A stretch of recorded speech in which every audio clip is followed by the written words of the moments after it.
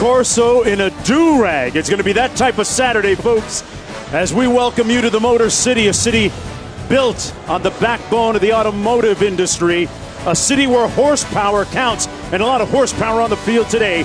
Akron and Toledo, this conference with a long procession, strong lineage of dynamic football. Pennington's going to go deep, hook and go, looking for Moss. Can you catch me? No! He's going to go!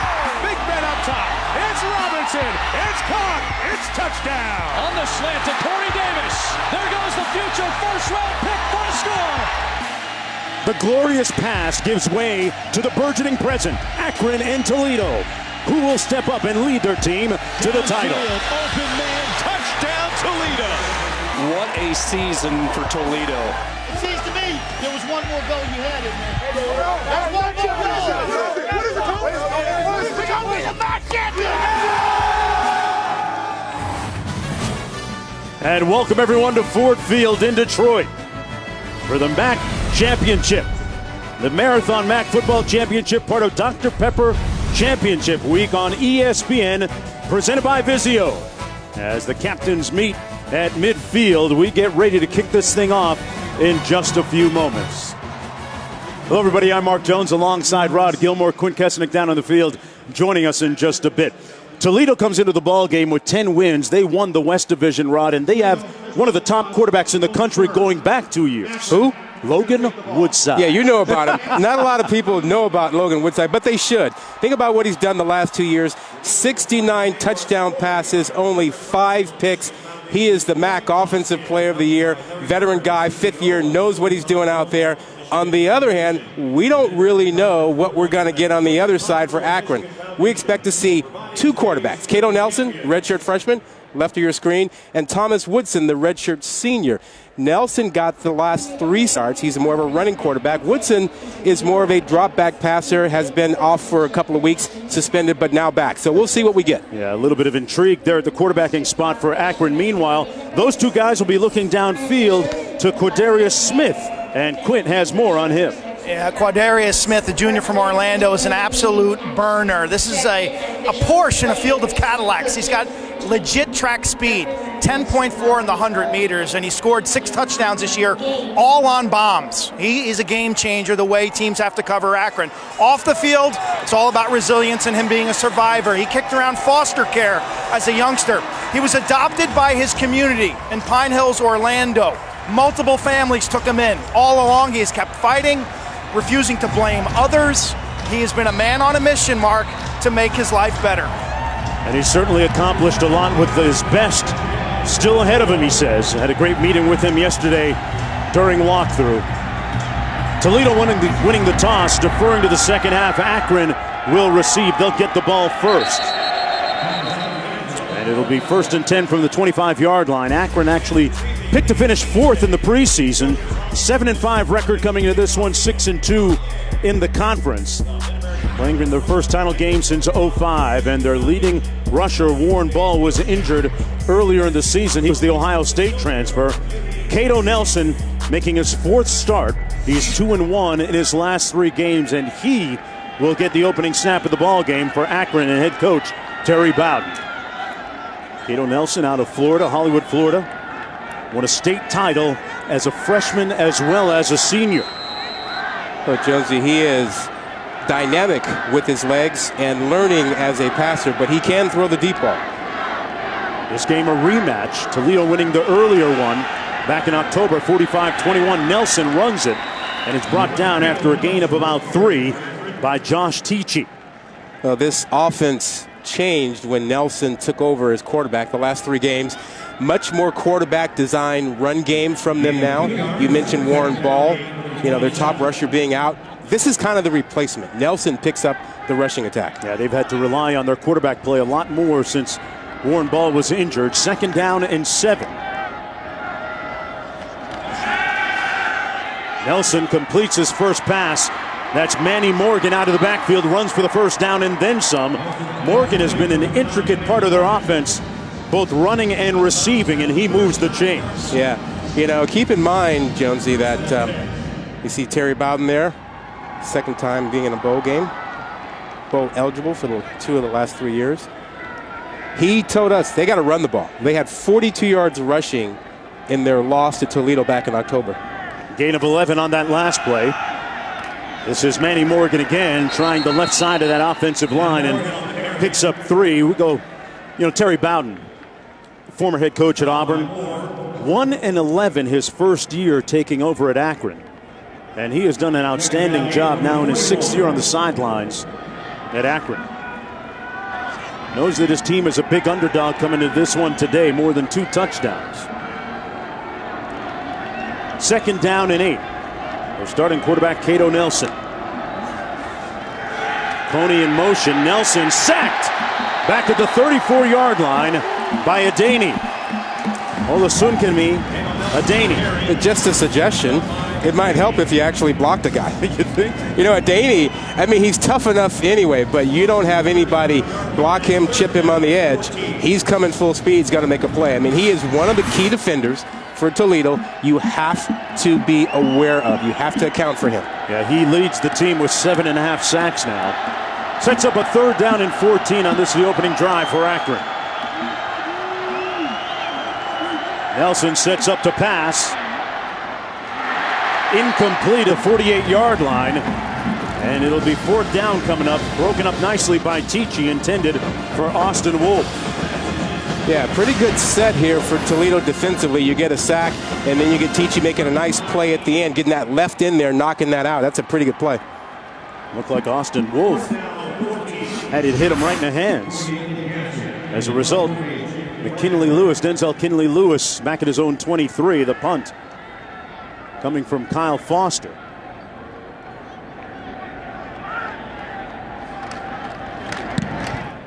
Check that, that's Nick Gasser punting. Back at the 14-yard line. And Kinley Lewis with a nice return. 1st down and 10 from there. Toledo finishing 10-2 on the season. Their only losses coming to Miami of Florida and Ohio. They lead the MAC in total offense, 2nd in points per game and passing yards per game. Logan Woodside, that guy right there, the guy that makes it all go. He's the catalyst. Toledo's career leader in passing yards, touchdowns, 300 yards games, and he was this year's MAC Offensive Player of the Year. And you got the MAC Coach of the Year. You have a team that was projected, expected to be here in this game, and they are. And they are heavy favorites, almost 3 touchdown favorites today. 1st and 10 from the 33. Woodside fires. Looked like it was high, but it was caught by John Vay Johnson.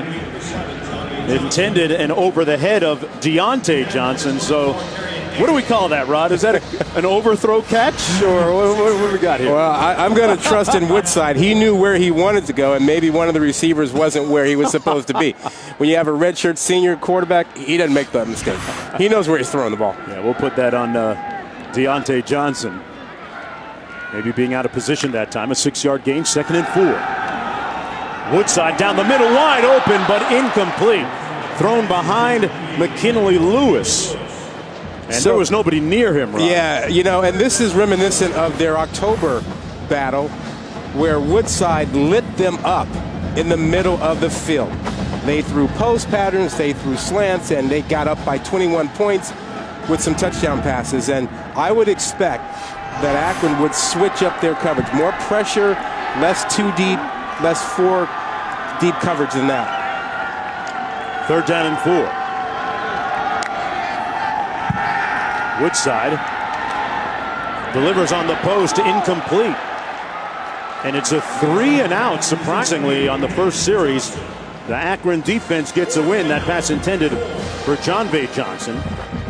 Good pressure coming from number 5, Ulysses Gilbert. Yeah, that's a good sign for Akron because they're not a team that gets a lot of pressure, and they did that time, and that just enough pressure to throw Woodside off a little bit.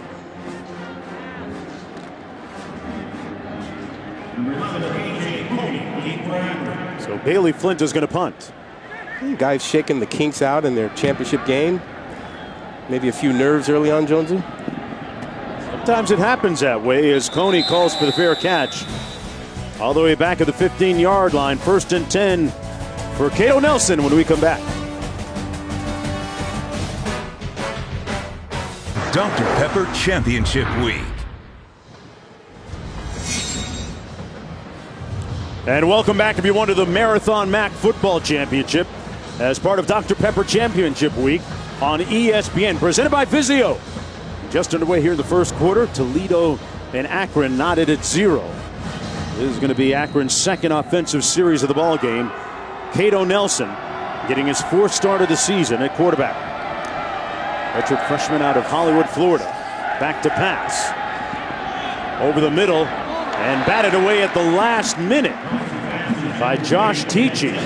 It was intended for Quadarius Smith, their dangerous threat. Yeah, he's in the slot and they give him a free release and he runs his post pattern. This ball's a little bit late. If this ball is thrown on time, there's a chance that Smith makes his play, and instead it doesn't get knocked away by Teachey. Terry Bowden said that we might see Thomas Woodson in at quarterback as well today. 2nd down and 10. Nelson hands it off this time to Van Edwards. Check that, it was Morgan. Q? Yeah, Cato Nelson was a surprise starter a few weeks back when Thomas Woodson was suspended for a violation of team rules. And Nelson only had about 2 days to prepare himself for a game at Miami of Ohio. It was a loss. He got sacked 6 times, but then improved dramatically the next week in an upset win over Ohio. Which Cato Nelson do we see today? Well, Q, right here, he's got to take care of the football. This is a dangerous situation for an inexperienced quarterback. 3rd and 11 backed up. Got 4 wide receivers in on the route. He's got time. And throws it away out of bounds at the 30-yard line. Smart play. Yeah, good pressure from Khalil Robinson. Yeah, really smart play. You don't get enough young quarterbacks who think that way and will say, hey, punting's not a bad idea, as opposed to forcing something in there that could turn out really poorly. Yeah, Terry Bowden telling us that he's really happy with the way that Nelson has practiced, said that he's improved mostly in the aspect of practicing at a higher speed than he did previously.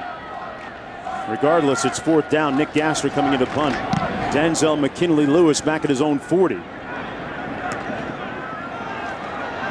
On the return, McKinley-Lewis getting the edge. Got an alley outside. Still on his feet and finally pushed out of bounds at the 18-yard line by Sean Featherstone. Isn't it great to have some speed? You know, he had a chance. You didn't know for certain if he would get to the edge here, but good job by the blockers laying off. This is a lot of him. There's not a whole lot of great blocks in there. He got to the edge, but his guys did a good job of not blocking in the back, and he outran the angle, got up there on the corner. That was really nice stuff. Yeah, McKinley-Lewis, one of the better special teams players in the conference. A 51-yard punt, but 48 yards on the return, and Akron working with a short field here. 1st and 10 from the 17. Terry Swanson in at tailback.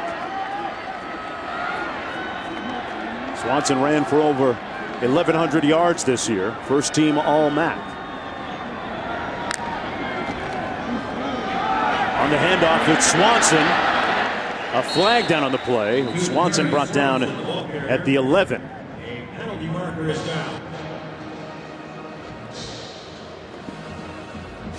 Terry Swanson, 5'10", out of Aliquippa, PA. Oh, you know who's from Aliquippa? Tony Dorsett. Tony Dorsett, the only Holding one. offense, number 60. 10-yard penalty in the previous spot. Still 1st down. When you come from Tony Dorsett's neighborhood, and in fact, Tony Dorsett lived in the house behind. Incredible story, yeah. You know, Swanson as a kid. So he knows all about Tony Dorsett, which kind of shocked me because you're like, wait a minute, that's been back decades. In the day. Yeah, that's our time. Yeah, but you can't grow up in that area and not know about Tony Dorsett. We talked about him and Darrell Rivas, also from that part of town. 1st down and 20. Ball all the way back at the 27-yard line. Woodside on the play fake. Caught! Touchdown! Johnson!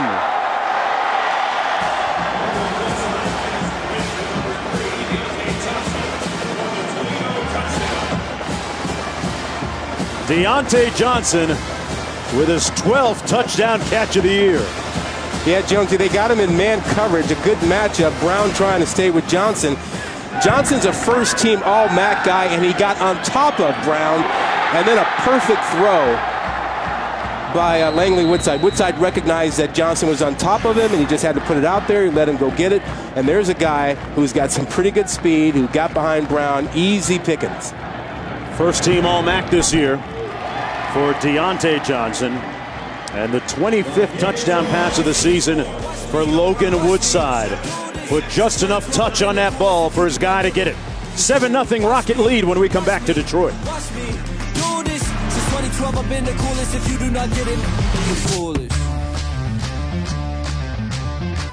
The 2017 Marathon MAC Football Championship is presented on ESPN by Vizio, maker of award-winning 4K displays, and in part by Dr. Pepper, the one fans crave. Welcome back to the Marathon MAC Football Championship, part of Dr. Pepper Championship Week, presented by Vizio. Great day of college football coming up on Championship Weekend. Big one tonight in the ACC, Miami taking on Clemson. What about our guy Lee Corso wearing the do-rag from my neighbor down in Miami, Luke, handing it out to him. And he got a turnover chain. Well, everybody got a turnover chain. You know, it seems like when you have a slogan or you have a trophy or something, trinket, you have a good season. You got to get a coach on that. Got to get a coach to work on some kind of gimmick to get things going.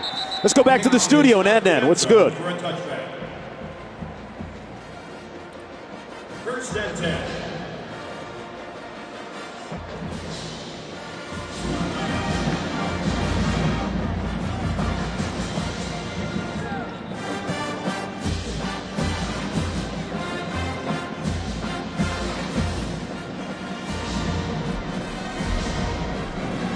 Okay, Adnan. I wonder, when you watch UCF, how much longer will Scott Frost be there? Wow. Could he be in the mix at Florida State? Or how about this? If Taggart leaves Oregon and goes to Florida State, Frost used to be at Oregon as an offensive coordinator. Right. Lots of intrigue. Pac-12 ties, played at Stanford. Of course, Nebraska's still open. He's got a little attraction from them, too. This is Manny Morgan. First and 10. Rod, how important is this drive for Akron in light of the fact that the last time these two teams met, Akron got jumped on, pounced on early, and never really got back into it? Yeah, 21-0 start for Toledo in that game back in October in a 48-31 loss. They can't score with Toledo. They can't get into a track meet. They have to keep pace and keep contact, so this is a critical drive. They can't fall behind 14-0. It starts looking like October. Cato Nelson hands it off again to Manny Morgan. And Morgan picks up a couple of yards out to the 30-yard line. Jawan Woodley making the tackle on the play, and it's third down coming up.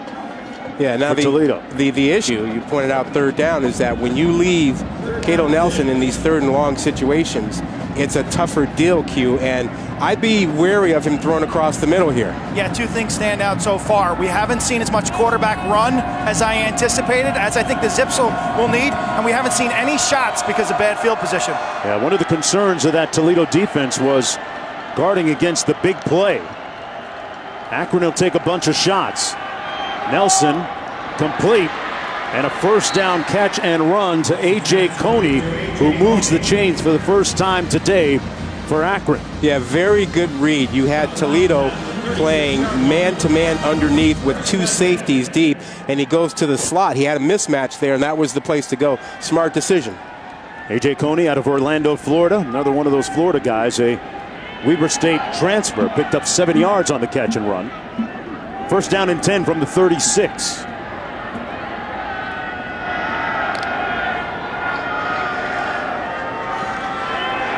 Nelson keeps it this time and hit right around the line of scrimmage. Maybe got a yard on the play. Hit there by Jawan Woodley, and somebody lost a hat. Yeah, that was Nelson, so we're likely to see Thomas Woodson for one play. Yeah, he's going to have to come out. 1 yard gain to the 37-yard line, second down 9. See how it came off. And it's not like it was ripped off by one of the defenders, so he's got to come out. Woodson in the ball game. Woodson, the 6'1" senior, was the starter for the first 7 games of the season. 2nd and 9. He was suspended right before the Ohio game. The middle screen complete to Manny Morgan. And Morgan is going to set up a 3rd down and about 3 to go. Howard making the tackle as Nelson comes back into the ball game. Woodson comes out. No damage, no harm on that. Yeah, and you're not in a bad spot here with looks like about a 3rd and 2, 3rd and 3. You've got an opportunity for Nelson to use his legs or your run pass option. You're not forced to let him throw, into tough coverage. They still haven't taken a deep shot in this game to Quadarius Smith. One of their deep threats. But he will here. Incomplete at the 25-yard line. Trayvon Chapman was the intended target. Well, everybody missed it. It looked like it should have been picked by Dustin Clark. He misses it, couldn't get up high enough for it, and Chapman was apparently distracted by, Clark jumping in front of him because it's right there for him to catch. Yeah, hit him in the face mask. Yeah, but you had Clark flashing in front, and that was probably enough to distract, Chapman. As a result, Nick Gasser will come into punt from his own 32-yard line. McKinley Lewis will field it inside the 10 at the 5. But it might be a good decision, trying to get to the edge, and does. And takes it all the way out to the 27-yard line, and a flag thrown on the late hit. And they'll tack on 15 more yards. Xavier Quigley, the perpetrator on the late hit for Akron right there. It's a good call. It's a safety issue along the sideline, and he was a good 5 yards out of bounds. So ultimately a good decision by Denzel McKinley Lewis to field it inside the 10. Actually caught it at the 5-yard line. A 22-yard punt return on the 51-yard punt.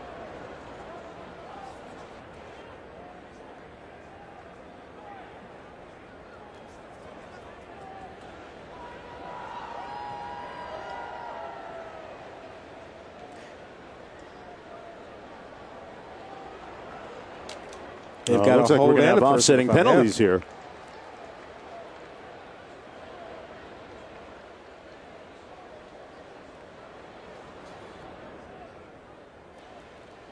Still waiting for the call. During the kick, holding, kicking team, number 21. That penalty enforced half the distance from the end of the kick. After the play, dead ball, personal foul on the receiving team. Excuse me. On Akron, that'll be a 15-yard penalty, 1st down. He just made the Sports Center not top 10. What does it want to get away?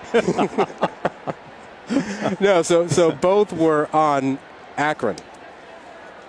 So Toledo essentially gets to choose which penalty they will enforce. Yeah. We'll let the officials sort it out, as we will.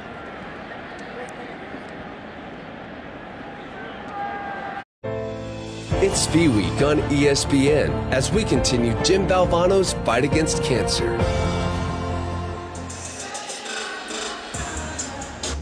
And welcome back, everyone, to Detroit. The MAC championship game. Toledo leading 7-0 against Akron. West meets East. Toledo coming in at 10-2 on the season, 7-1 in conference play. They'll have it 1st down and 10 from their own 17-yard line after the penalties. 6:49 to go on the last series. Logan Woodside found Deontay Johnson for a touchdown. That is the game's only score so far.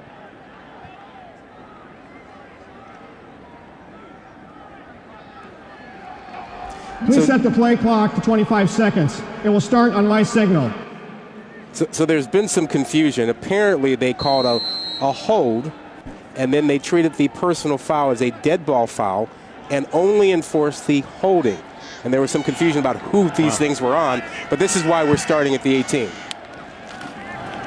And there you go, the clarification, 1st and 10, and Desmond Phillips with nowhere to go is going to lose a few yards on the play. Good surge up front led by the Akron defensive lineman. Jamal Davis, one of the first guys to get there. Yeah, and I think this is a lot more of what we need to see from Akron. bringing some pressure, slanting your guys, allowing a Daney to get in there. They can't sit back. They have to be pretty aggressive today. Loss of 3 on the play. Back to the 15. Out of the backfield, complete. Woodside finds his target out of the backfield. That's Deontay Johnson. Q. Zips defensive coordinator Chuck Amato's been around forever. 71-year-old defensive coordinator. Told me pregame that they're going to bring the heat. They are going to blitz a lot more than they did during that regular season game. He views the strength of this unit as Ulysses Gilbert, 5 and white, as a linebacker or edge rusher, and then he loves his safeties. He thinks he has 2 Power 5 corners and a very good safety in Alvin Davis, number 1. Well, Q, he's got to bring the pressure. That was the best way to deal with Toledo, as Ohio showed everybody a few games ago. See what they do here on 3rd and 7, bringing a little bit of heat. Woodside, though, steps up and fires a dart to John Vay Johnson. Complete for the first down out near the 40. He was working against Darian Daly, a pickup of 18. Yeah, but Jonesy, no heat on that play. Look at the pocket. They pick everything up, only a 3-man rush, and you have a nice little cross over the middle, and you got Johnson sitting there. Johnson and Johnson. A lot of talented receivers out there today. But for you, old school, the brothers Johnson. Yes. Strawberry letter. No strawberry letter 20. You beat me to it. 1st and 10.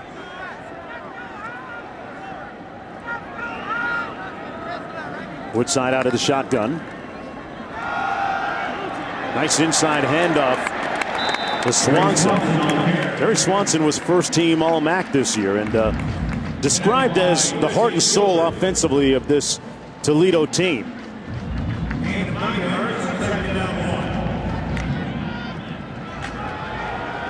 They go quick. Swanson again picks up the first down and speaks to the group, speaks to the offense and a lot of his teammates with a lot of ease. They respect the work that he puts in. Well, he paid his talent. dues. Yeah. He paid his dues. I mean, he's a guy who, has been a backup for a long time. Finally gets to be the featured back, and he's taken full advantage of it this season. Yeah, waited behind Kareem Hunt, who's now with the Kansas City Chiefs, 3rd-round pick. At 123 yards rushing the last time these two teams played. Under heat, Woodside caught at the 20-yard line. Great adjustment by John Vay Johnson. Well, the run-pass option holds people inside, and that opens up a lane. You see the window there. No linebackers, no safeties underneath. Boy, Rod, he threw that right before he got hit. And he threw it before John Vay Johnson came out of his cut. 1st and 10 inside the 20 for the Zips. A pickup of 28 that time.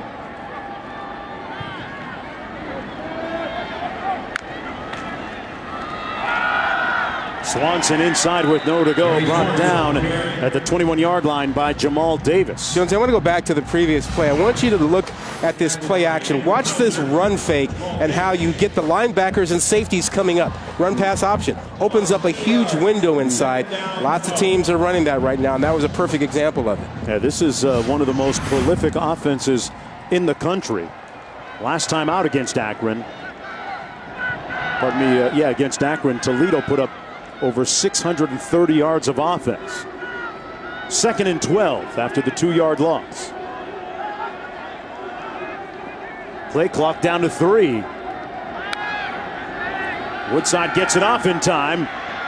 Under heat, delivers. Caught by Johnson. And they're going to say that his knee touched down right there at the 16-yard line. That was Deontay Johnson. It did. It was a good call. His knee was down. That was a good call by the official on that side. Watch the right knee. Right there. Oh, yeah. Yep. From our broadcast position, his back was to us, and boy, Woodside took a hit.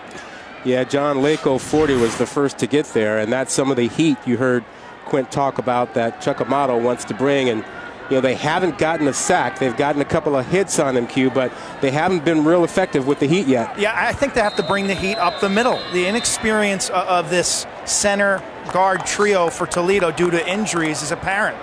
Well, I think you're right, because you think about the way Ohio did it. Ohio used their 2 inside linebackers. They brought 6, and they brought those linebackers up right up the middle, and Woodside struggled with that. That was a problem. Yeah, Timeout. The best two linemen for Toledo are their tackles, Elijah Nkansa and Brant Weiss on the outside.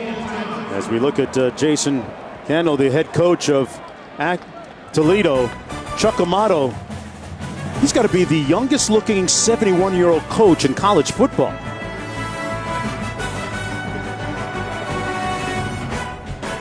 Game number 1, Clemson, number 7, Miami. A spot in the college football playoff on the line for the Tigers and the Canes. 8 p.m. Eastern on ABC and live on the ESPN app. Rod, I'm going with the Hurricanes tonight. We'll talk about that later. That's okay. I'm not. We're still friends. I think Clemson is the top team in the country, not just because the playoff committee says it. Woodside is connected on his last 5 passes under heat. Incomplete at the 12-yard line. Jarred loose. Good hit there. It was intended for Bryce Mitchell, but it brings up a 4th down, so a little bit of a win for Akron's D. Yeah, and because they got pressure. Look at all the guys they bring. Little corner blitz there. That gets them some help from Alvin Davis, number 1, coming in on that side, and that helped dramatically. Again, numbers. They weren't getting pressure straight up. They brought more numbers than Toledo could block. That brings in Jamison Vest. You really like Miami tonight, huh? Yes, I do. Despite the fact they're missing some weapons, and he missed it to the right. He was 24 of 28 on the season, and Jamison Vest, usually reliable, misfires from 33 yards out as we go back to Adnan.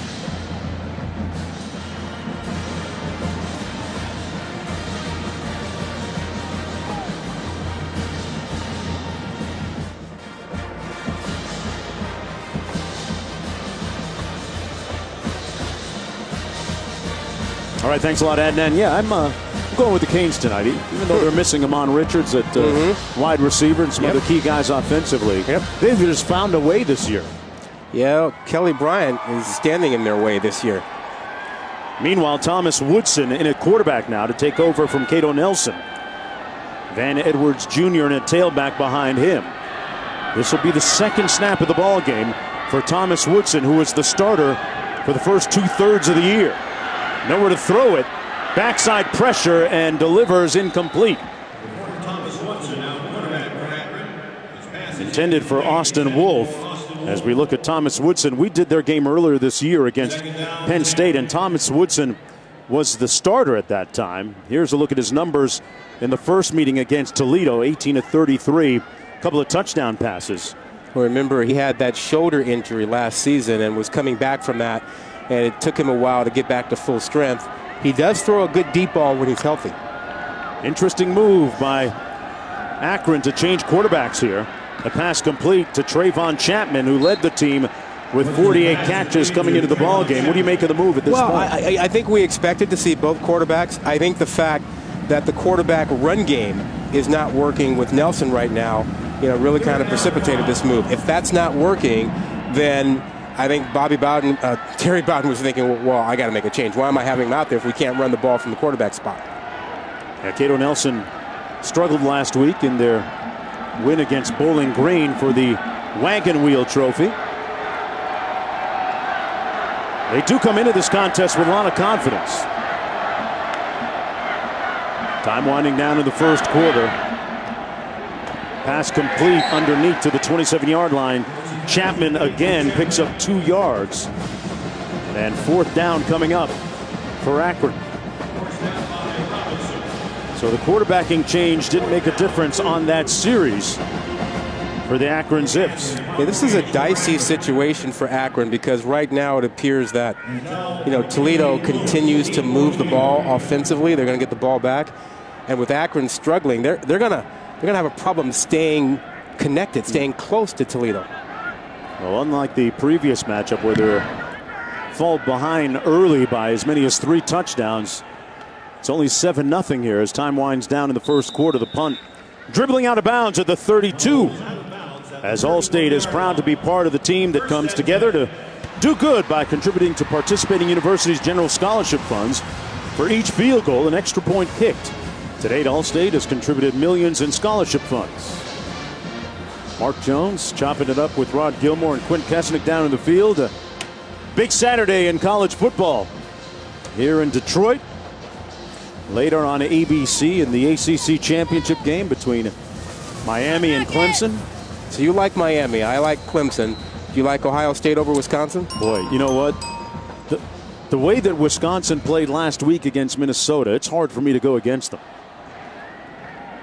I know there's been a lot of question marks about their strength of schedule, but they've done what they're supposed to do so far. This is Seymour, Kashif Seymour on the run, getting his first carry. Ulysses Gilbert making the tackle, no gain on the play. Yeah, Seymour's the bigger of the two backs with Swanson. He's about 220 pounds. Gives him a little bit more oomph when they're trying to run that ball inside. Who do you like that Big Ten championship game? You know, if J.T. Barrett were 100%, I would say Ohio State, but I just don't know how J.T. Barrett less than 100% can deal with that Wisconsin defense. And, you know, you get surgery on Sunday and then back on Saturday to play? I don't know about that. Of course, we've seen some medical miracles that happen sometimes inside the locker room through the advancement of medicine. End of the first quarter, yeah. Little juice. Sometimes a little juice helps. Toledo's got the juice now when we come back.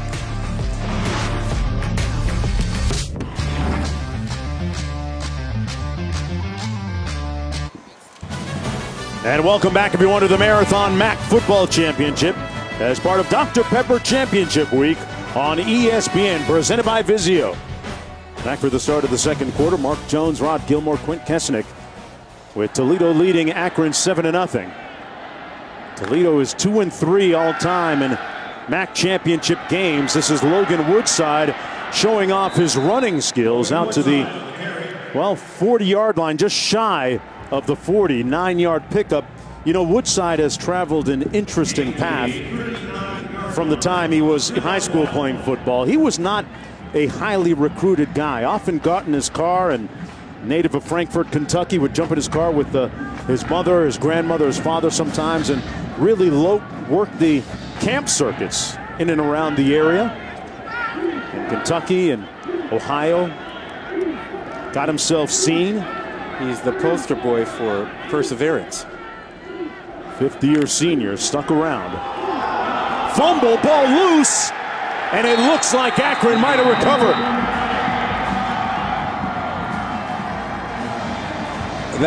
That looked like it was just a bad snap. Brian Bell, number 10, pouncing on the loose ball right here. Yeah, that never got off the ground. I mean, that's as bad a snap as you will see. That was supposed to be a shotgun snap. Never got off the ground. It just dribbled away.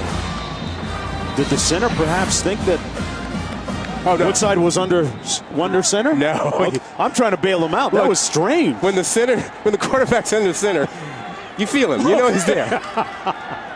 Okay. You know what? That's true. That's very logical. Thomas Woodson back in the ball game for his second series. Van Edwards, the tailback. This has been an arrhythmic offense so far, but the pass completed to Kevin Gladney, his first catch of the ball game, his 10th of the season. And a nice gain. Good looking throw by Thomas Woodson. The age of the 28, second down 1. Second down and 1 after the gain of 9. Van Edwards, the running back beside Thomas Woodson. And it's him right between the tackles. Edwards picks up the first down right at the 20-yard line. A gain of 8 on the play. First down and 10. They're actually getting some really good blocking up front by Brandon Council, the left guard. There's a flag Offside. on the play. Defense, number 7. That penalty is declined. Result of the play, first down. And we have an injured player down in the field. Jawan Woodley, number 30 right there. He's the guy that made the tackle on that last play on Kevin Gladney. Let's go back to Adnan in the studio.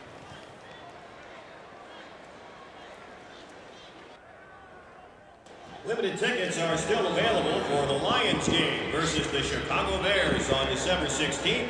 And the December 31st game against the Green Bay Packers. So the group of 5 representative most likely to come out of that game between Memphis and UCF? Yeah, right now UCF, the highest ranked. And, some legitimate complaining by UCF fans that they aren't rated any higher than they are. Let me ask you this. Should the group of 5 have their own playoff? There's been talk about that that's gained a little bit of steam. I don't know how it effectively works financially. There's always money.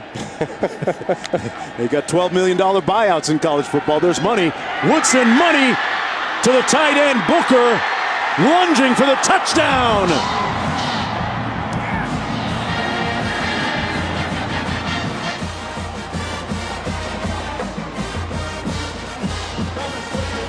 But there's a flag on the play as Newman Williams made the catch. We'll see if it stands. Illegal formation. Offense. Number 75 was not on the line of scrimmage. 5-yard penalty. First down. So that's going to come back.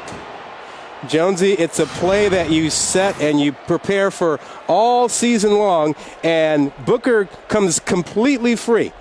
He does not get touched by anybody. You saw right in front of him, there was number 75, Latuli, who was so far back off the line of scrimmage, he was considered off the ball, and that's the illegal formation. And all he has to do is move up a half yard. That's a touchdown. Wow. A costly penalty. 1st and 15 now. Van Edwards in the backfield.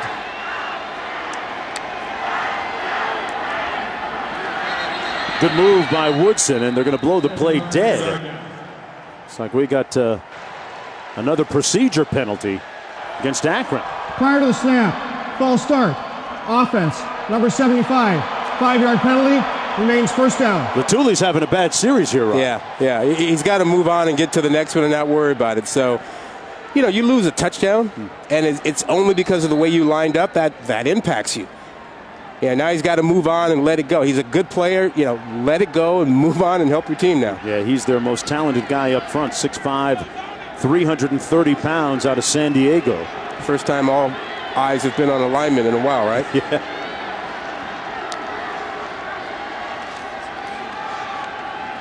Woodson taking a shot up top and incomplete. Into the end zone, once again looking at Austin Wolf.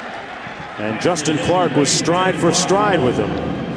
Sets up 2nd down and 20. I appreciate the deep ball and going after Wolf, but I think the real impact is trying to find a way to get Smith free. And if you're concerned about him being doubled and the like, put him in the slot. It's hard to double a guy in the slot. Move him around a little bit? Yeah. 4 receivers out on this formation. On 2nd and 20. Trips out to the top of your screen.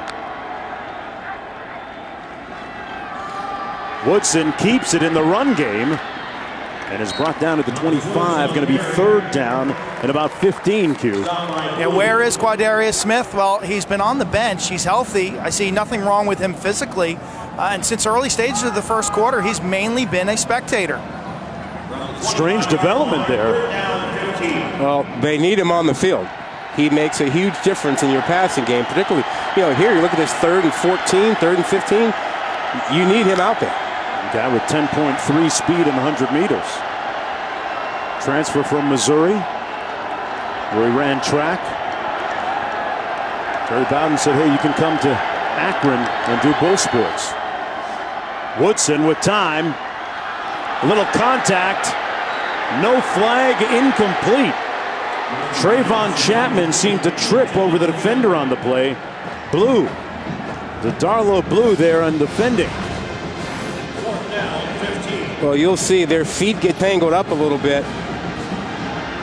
And most times that's not going to be called. That's simply, I don't want to say mutual combat, but feet get tangled up, and that's not pass interference. You rarely get that called. Now, he did get away with the left hand arm but grab? That's fine. Okay. You can get the left hand there. He didn't pull him back or hold him or anything.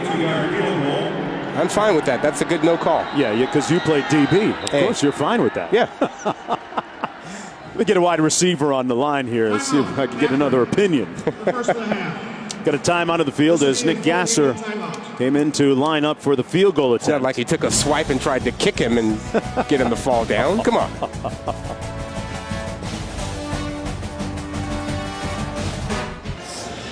Stream every ESPN and ABC college football game live or at home or on the go.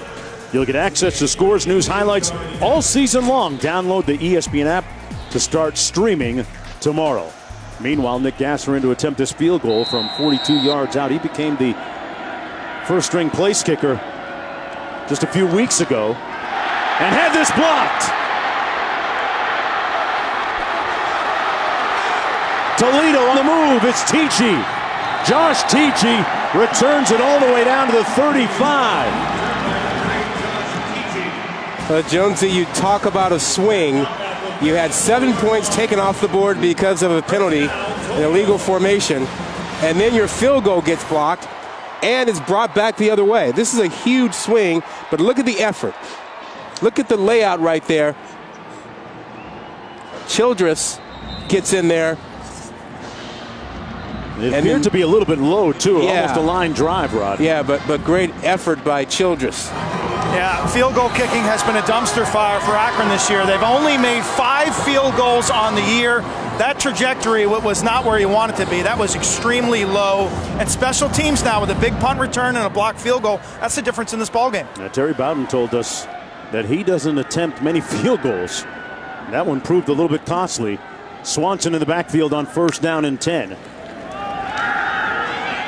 Woodside complete to Deontay Johnson, and Johnson 1st and goal from the 5-yard line for Toledo. Let's go to Adnan.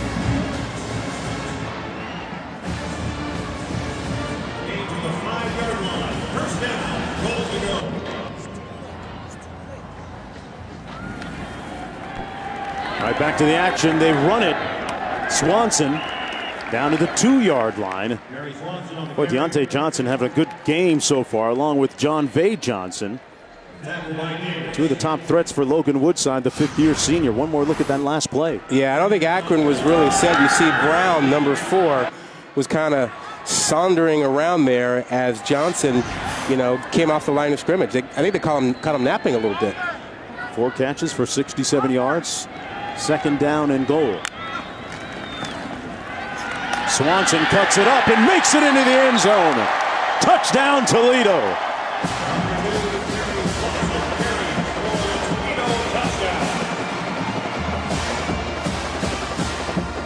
The 13th rushing touchdown of the season for Swanson. How'd you like his dance? A little cha-cha or something? You know I love dancing. Well, he had good footwork going into the end zone, partner.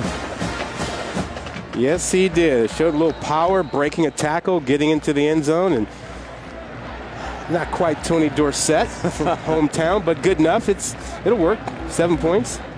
Terry Swanson, TS with the TD. Aliquippa made, and it was set up by the special teams play. You must be sound in the kicking game, and Akron was not. Toledo got it done, and Swanson gets to finish it off. And Jonesy, just for you. Oh yeah. You get in the end zone? How about that? Shake what your mama gave you. Back after this.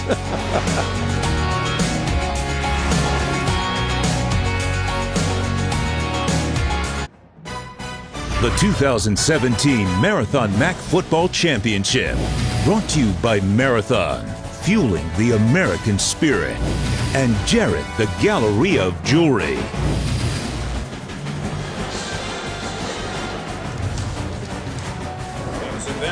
$14-0 here in the 2nd quarter. Toledo leading Akron. That last rocket score set up by great special teams play. Look, this is getting critical for Akron. They've got to score. They got to find a way to get some offense going before this gets out of hand. Here's the kick. It'll be 1st and 10. Akron from their own 25 as we kick it back to Adnan.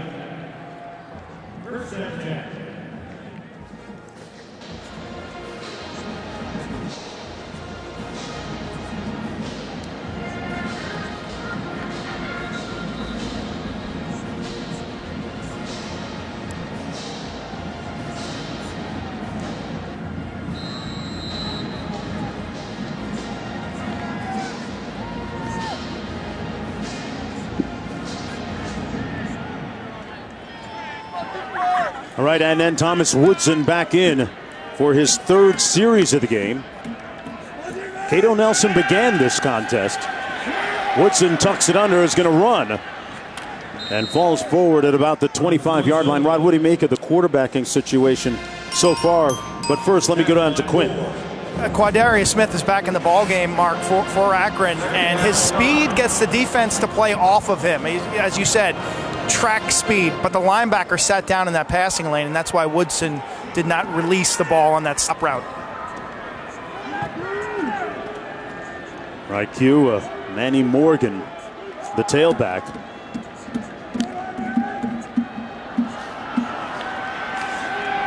Woodson back to pass, middle of the field, incomplete. Almost intercepted. Ole Kanma, was right there. You know the phrase. The middle of the field is dark and filled with terror. Full of it. It's very dark. And that was thrown where 3 guys were hanging out.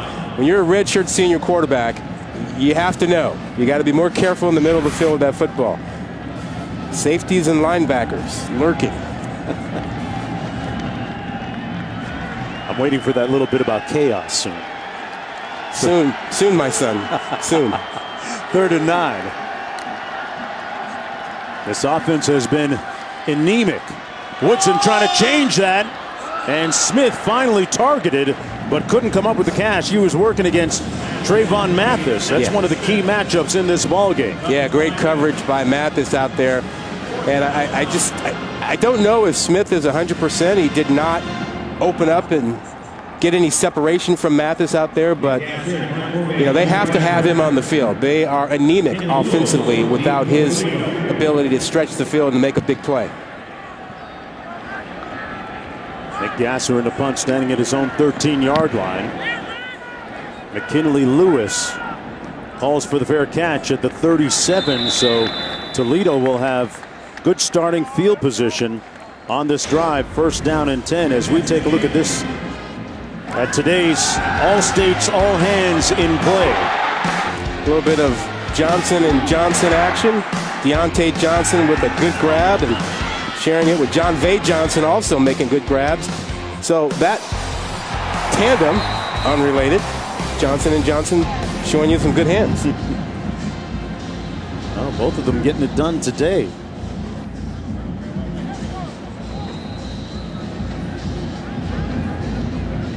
Trying to think of another hit by the brothers Johnson. I know there's another one besides Strawberry 23. Give me a few moments. 1st and 10. I'm not going to help you. I jumped into that on my own, folks. Art Tompkins in the backfield. Swing pass complete by Woodside to Desmond Phillips. And Phillips knocked out of bounds about 3 yards short of the 1st down. You started talking about Woodside a while ago, and I want to go back to that.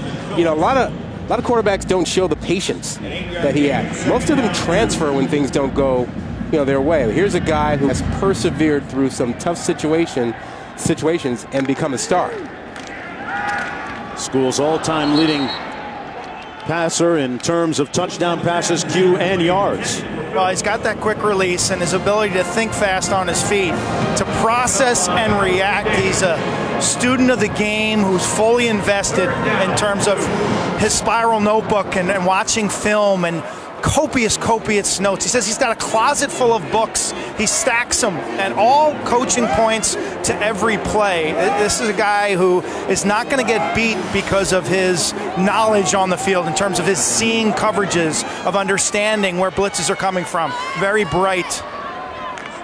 He wasn't always the #1 guy, but learned how to become it. Art Tompkins on the handoff down to the 38-yard line. It was interesting, Rodden, when he was beaten out twice for the #1 job, and then went to Jason Kendall's office and said, "Coach, what is it exactly I have to be better at?" Well, it was a leadership thing. Well, he was a guy who in high school didn't become a starter until he was a junior, transferred for that. He gets here, he gets beaten out 2 years in a row, and they tell him to redshirt. Most guys, as we know, quarterbacks, like 49%, 48% of them, they transfer anyway. But he stayed through it, and for 2 years he's been a starter and a star. Last year led the country in touchdown passes. Here he hands it off to Art Tompkins. It was an interesting story to hear from Woodside when he was telling us he was in the car with his mom and his grandma and dad, and they were driving somewhere. He had heard that on his way to the camp there were going to be about 300 quarterbacks at the camp. turned to his parents and said, hey, I don't want to go, let's turn around. No, Mom said, no, you're going. And ironically, that's where Akron first laid eyes on him and ended up offering him a scholarship a little bit later when he was at an Ohio State camp. Toledo first saw him and offered him. The screen pass complete to Johnson. Deontay Johnson having a day. Fumbles it, though, out of bounds. No possession by Akron. That's going to be a Toledo ball. Johnson gave that one up at the end there. It's just a little wide receiver screen. He shows you his ability to run after the catch. Little hitch. He gets a couple blocks. He's in the middle of the field. And this is something that probably should have gone all the way. And then he loses the ball. Akron had an opportunity to pounce on it, but couldn't quite get there in time. Yeah, this is where, if you're Akron, you don't have any choice now. You have to roll the dice. You have to make something happen. Pressure or otherwise, you can't give up 7 here. 22-yard gain on the last play. Art Tompkins in the backfield. 1st and 10, just shy of the 15. Tompkins, between the tackles, put his hat down and barrels his way down to the 11-yard line. Jordan George made the tackle on the play. And we have an injured player. That's Alvin Davis coming out of the game, and he is writhing in some type of pain right now. He's holding that right arm area, that right shoulder area. Alvin Davis out of St. Thomas Aquinas in Fort Lauderdale. One more look. Yeah, he comes in, takes that hit, but saw Swanson lower that head. You don't want your running backs lowering the helmet like that either. Tompkins in the backfield. 2nd down and 6 for Toledo.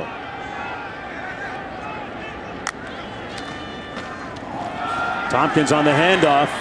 Cuts it up and is brought down right at the 5-yard line. Right near that 1st down marker. Ulysses Gilbert making the tackle on the play. We haven't said Gilbert's name too much. Number 5, the all-conference player. And he's an important cog. What does that say about him and the defense? Yeah, I've been watching. That offensive line has been mauling him. He can't get off blocks right now. And his defensive line is not doing a good job of keeping him free. He needs to be free to run to make plays. And right now, they're not keeping him clean. 1st down and goal. Woodside on the fade. Caught! Touchdown, Johnson! Wow, what a grab. Deontay Johnson with another magnificent catch. His 2nd touchdown of the day. Yeah, great catch. You know, when you throw this ball, the idea is to spot it back towards that back pylon. Receiver knows that. Johnson knows that's where he needs to be turning and looking for it. And a nice little one-handed grab. Everybody can make one-handed catches now. It's becoming a thing. He was working against Denzel Butler. 5-yard touchdown catch. And another touchdown pass by Logan Woodside. His 26th of the season, and Toledo up 21-0. This looking very much like the first meeting between these two. Back to Detroit after this.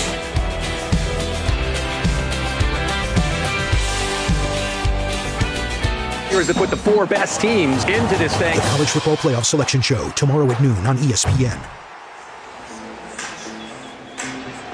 All right, well, Taco Bell is a proud partner of the College Football Playoff. Be on the lookout for Taco Bell student sections and passionate fans like these at games all season long.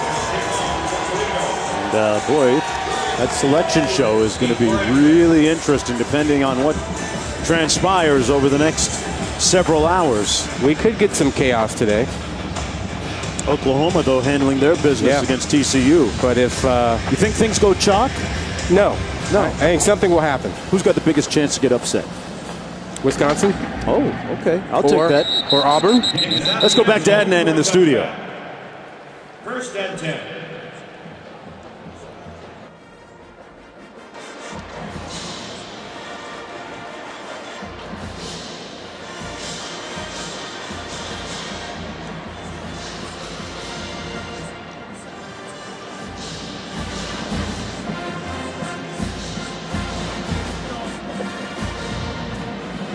All right, hey, Lane Kiffin doing a great job this week on social media. I think he's been winning Twitter lately. He has been lit on social media. 1st and 10. Woodson hands it off to Manny Morgan. And a nice gain up the middle for the first down. Yeah, they need some of that. Remember, they ran for 42 yards in the first matchup back in October against them. Not good. And then you see what the quarterbacks have done today. Not much in the way of rushing and not much in the way of passing. And going back to last month, Woodson was 18 of 33 with a pick and a couple TDs. So they've not fared well against this Toledo defense. 1st down and 10. Woodson on the out, completes the pass to Austin Wolf, and Austin Wolf picks up another first down. You know, it's interesting, just 3 days before Miami, Thomas Woodson was suspended, and Nelson became the starter for Akron. And Woodson paid his price, in the words of head coach Terry Bowden, and back in the good graces of the coaching staff and his teammates. And it gave the team a chance to get a good look at Nelson. Right now, Woodson is the guy. That pass incomplete, broken up by Blue. Yeah, he's not seeing the underneath guys dropping into his windows right now. Yeah, he's a redshirt senior, so I get why you want to bring him back and have him play in his last game here. Yeah, he's a more accomplished passer than Nelson. You're down 21, and you need to throw the ball, but you got to have some plays made. I mean, you got to have some help. Smith has got to make something. You need a little bit of a rushing attack. You got to get on the board, or this thing is really going to get out of hand for you. 2nd down and 10. Woodson hands it off to Manny Morgan. And Morgan across midfield to the 47-yard line. One thing we haven't talked a whole lot about, in fairness to Akron, is that, Rod, they lost their 2 top running backs this year. One of them, Warren Ball, the Ohio State transfer. There he is on the sidelines. They lost him early in the season, and that has really been one of many key injuries for them. Yeah, there are a bunch of them you see there, but the biggest one is the guy up top. You lose Ball, you lose your rushing attack, which is why when they went to Nelson, they felt like they were getting something back in a rushing attack from the quarterback spot. 3rd down and 7 for Thomas Woodson. Took over on the 3rd offensive series, trying to make some lemonade, and it gets picked off at the 40-yard line by Trayvon Mathis. His 3rd interception of the season. Jonesy, you can't, one side of the field, moving that way, throwing back across, unless your name is John Elway with a rocket attached to it, or, Doug Williams, that's almost impossible. He comes back across and watch the defender step in front. That's a long throw. That ball's in the air a long time. Trayvon Mathis with his 3rd interception of the year. Quadarius Smith was telling me he was shocked that Mathis didn't make all-conference this year in the MAC, either 1st or 2nd team. Feels like he's one of the best DBs in the league. He's having a day today, certainly. 1st down and 10. Fisher in motion, Swanson in the backfield. Handoff is to Swanson, who picks up 4, tackled by Davis. Back to Adnan.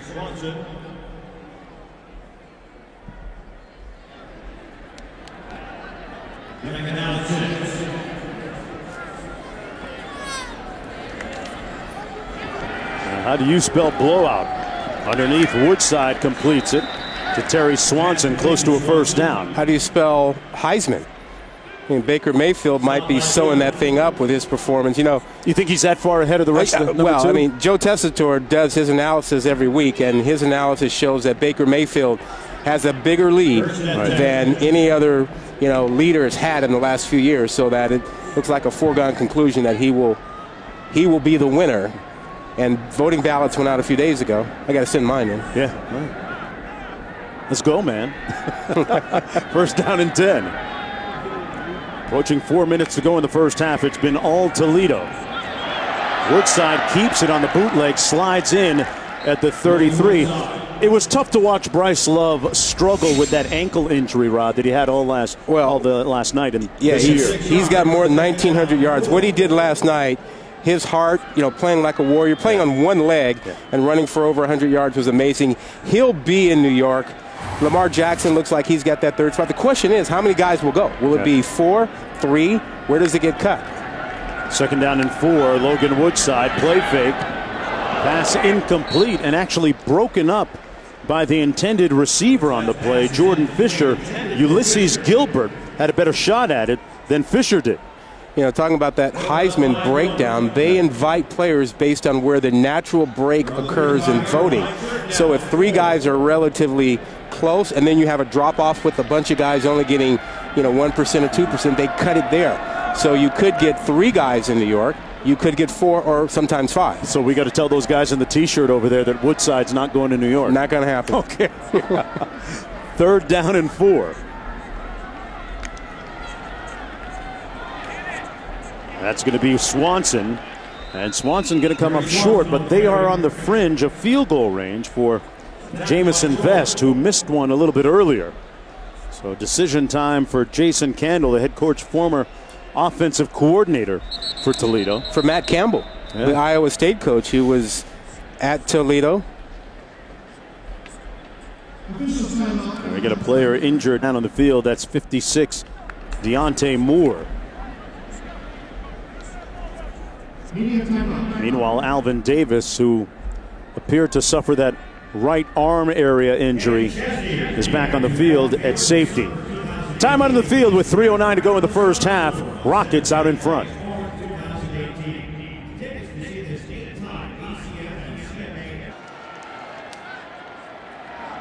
Fourth down coming up. Terry Swanson in the offense on the field for Jason Candle.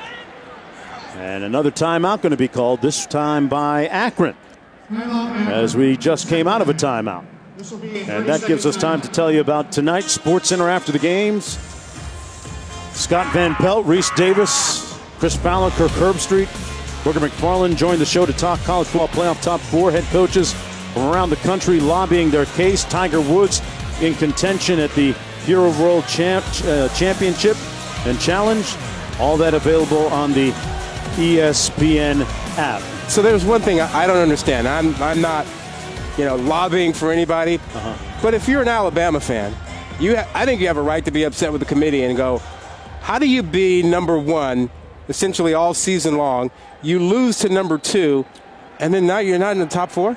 It's got to feel pretty helpless right now if you're Nick Saban in that. Yeah, I mean, it's either they got it wrong earlier on, they shouldn't have had you at number 1, or they got it wrong now because you shouldn't drop that far if you just lose to the number 2 team. Yeah, we'll see what the committee comes up with on 4th down. They convert. John Vay Johnson with the catch and run to move the chains. So, and not only that, Alabama, what about Ohio State? 2 losses. Hey, if you're going to talk Ohio State, Rod, you got to talk USC, Agreed. A conference champ. Agreed. Who finished the season strong. Completely. I don't know how Ohio State gets a pass on, getting the beatdown from Iowa, and then you penalize USC for the beatdown by Notre Dame, which was ranked in the top 10 at the time. It makes no sense to me. 1st down and 10. Woodside underneath, picked off by Ulysses Gilbert, and he's thinking 6, but tripped up in midfield. So the first-team All-MAC linebacker comes up with an indelible play here today. This is a really smart heads-up play by Gilbert. He actually was trailing the receiver, and he'll just grab him. Look to the left of your screen. There it is. There's the hold. Whips around, jumps in front. You like that as a defender. Nothing wrong with that.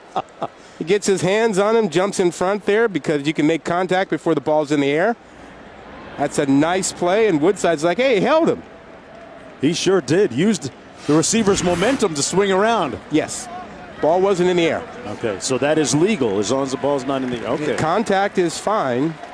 Some people might argue that was holding, but I think it was a really good play. That's the second Toledo turnover of the ball game. Ulysses Gilbert out of Ocala, Florida. Interesting recruiting story with Chuck Amato, who got in on him after he decommitted from South Florida Q. Yeah, he's a guy right now who's got a bright future. I mean, you talk about 118 tackles, a scoop and score against Kent State, a pick 6 earlier in this season, closing speed in the coverage game, as you just saw, and an edge rusher. I mean, Ulysses Gilbert, one of the better players in the MAC, a 2-time first-team defensive selection. Let's see if they can convert or capitalize on that Gilbert big play. Woodson completes it at the 37-yard line. No, incomplete. Austin Wolf couldn't hang on to it. Looked like it hit him right in the hands. Yeah, he took a hit and lost it when it came out. But, you know, big picture here, Jonesy, you got to get points off of turnovers. And you make the team pay for turning the ball over to you. If you don't, otherwise, it's just a waste of time. So they need something out of this. Even if they can't get a touchdown, they got to get on the board, at least with a field goal. That was a big hit by Kadar Holman to knock it loose on 2nd and 10. Woodson hands it off this time to Van Edwards. Let's go back to Adnan.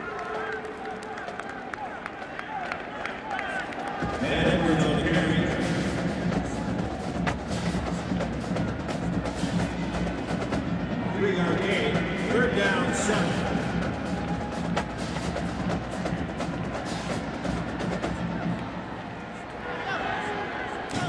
Oh, yeah. At Dreamland, they're putting up signs with his name on it. He's trying to get a plate of barbecue for you, buddy. 3rd down and 7. Alabama sitting there with just one loss. How's the committee going to look at that? 3rd and 7. Woodson fires incomplete. 4th down coming up, intended for A.J. Coney. So it has been a very irregular, arrhythmic offensive performance so far for both Thomas Woodson and the guy that started the game at quarterback, Cato Nelson. Well, what do you do next? Look, they can't run the ball, and that just makes it difficult when you're one-dimensional throwing it right now. I mean, at some point, you have to run. Now, if that means bringing Cato Nelson back and throwing on 1st down so that they loosen things up so that he can run quarterback plays on 2nd and 3rd down or whatever, you do that. But you've got to get some drive pieced together where you can present a run threat. They have no run threat right now. McKinley Lewis watches this bounce over his head, and Akron going to field it inside the 5, it looks like. Let's see where they spot this. Is down at the 3-yard line. That's going to be down to the 3-yard line. Well, tonight it's the Dr. Pepper ACC Championship game, 8 Eastern on ABC. Clemson, number 1, Miami, number 7. A spot in the college football playoff on the line for both teams. And tomorrow, it's the reveal of the final college football playoff rankings and of which 4 teams will make the playoff. It all starts at noon Eastern on ESPN, also streaming live on the ESPN app. And I want to weigh in on Bucky Badger. Okay. So I wasn't thrilled with what the committee did. I thought the committee was sending the message all season long that a weak schedule is going to hold you back. And then they moved Wisconsin into the top 4. And to me, that said the weak schedule didn't matter. I mean, I have no problem with if Wisconsin wins out and they're undefeated and they say, hey, weak schedule, they're undefeated, put them in. But to put them in a week early, I think that further review. That confuses the message about a weak schedule, because if I'm a coach sitting somewhere else, I'm going, you know what? If I play a weak schedule, no need for me to schedule something tough in September. As long as we get better and look good, the committee's going to reward us for it. Yeah, that was the intent early in this college football playoff, that strength of schedule would be an important variable.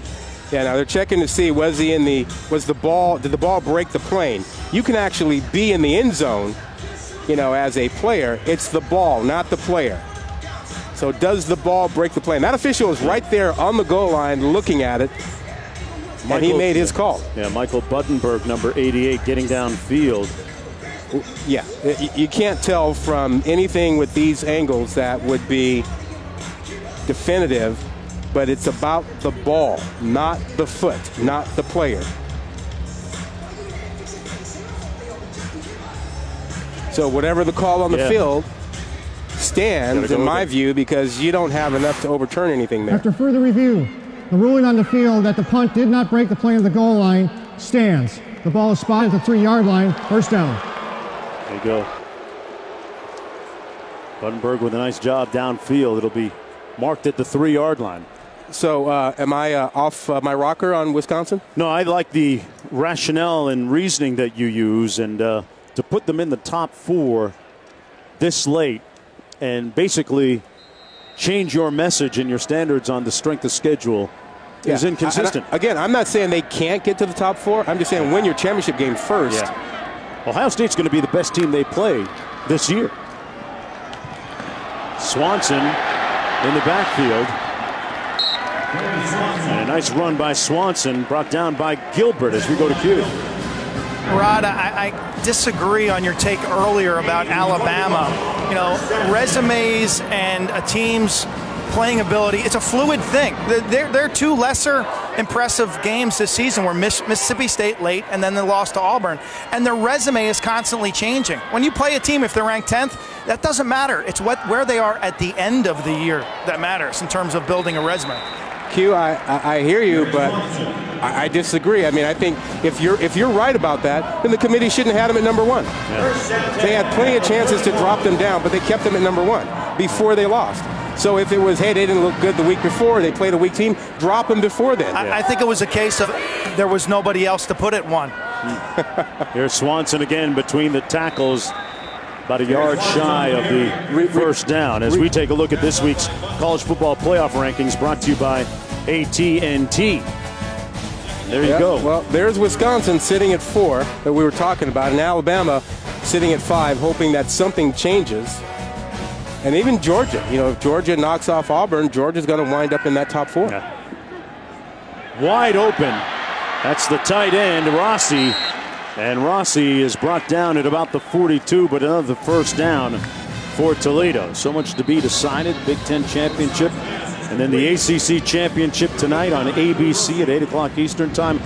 I love the fact that Mark Richt has said, hey, I want Malik Rozier, my quarterback, to let it rip tonight. Because he sputtered late in the season. Look, he's had some real moments of inconsistency. Richt is right. You have to play with confidence, and you have to have fun. And sometimes that gets lost with everything going on around and how important the game is and whatnot. But as a player, if you don't play with confidence and if you're not having fun, you're not going to play well. Look at a great matchup between the Clemson offense and Miami's staunch defense. Take those linebackers, the Canes that have made some big plays, and look at the turnovers, Rod. Turnover chain. Hey, they gave out T-shirts on game day today. Luke did. If you could, would you vote for the turnover chain for the Heisman? I'd send the chain to New York at least. I'd give the chain a spot on the plane to New York. That chain has made a huge difference for Miami this season. First down and 10. Mark Richt already seeing results in recruiting. From the 43. It's been all Rockets here in the first half. That pass incomplete at the 30-yard line, intended for Terry Swanson out of the backfield. You saw the great running ability that Quint was talking about a moment ago of Ulysses Gilbert in on the coverage downfield. Pretty mobile dude at 225 pounds out of Ocala, Florida. We talked about Chuck Amato, the defensive coordinator, who got on a plane moments after he decommitted. Gilbert did, from his previous school, Cincinnati. And he got in on Gilbert, ended up signing him. Second down and 10.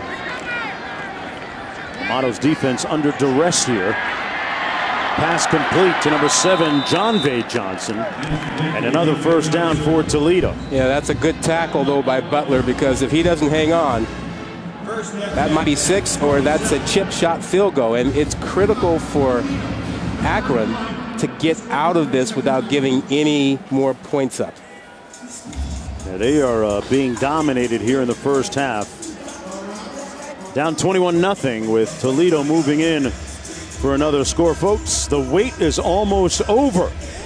Star Wars: The Last Jedi in theaters December the 15th. All right, BB-8. I know where I'm going to be on the 15th. Easy, young Skywalker. May the Force be with you. Right now, the Force with the Rockets.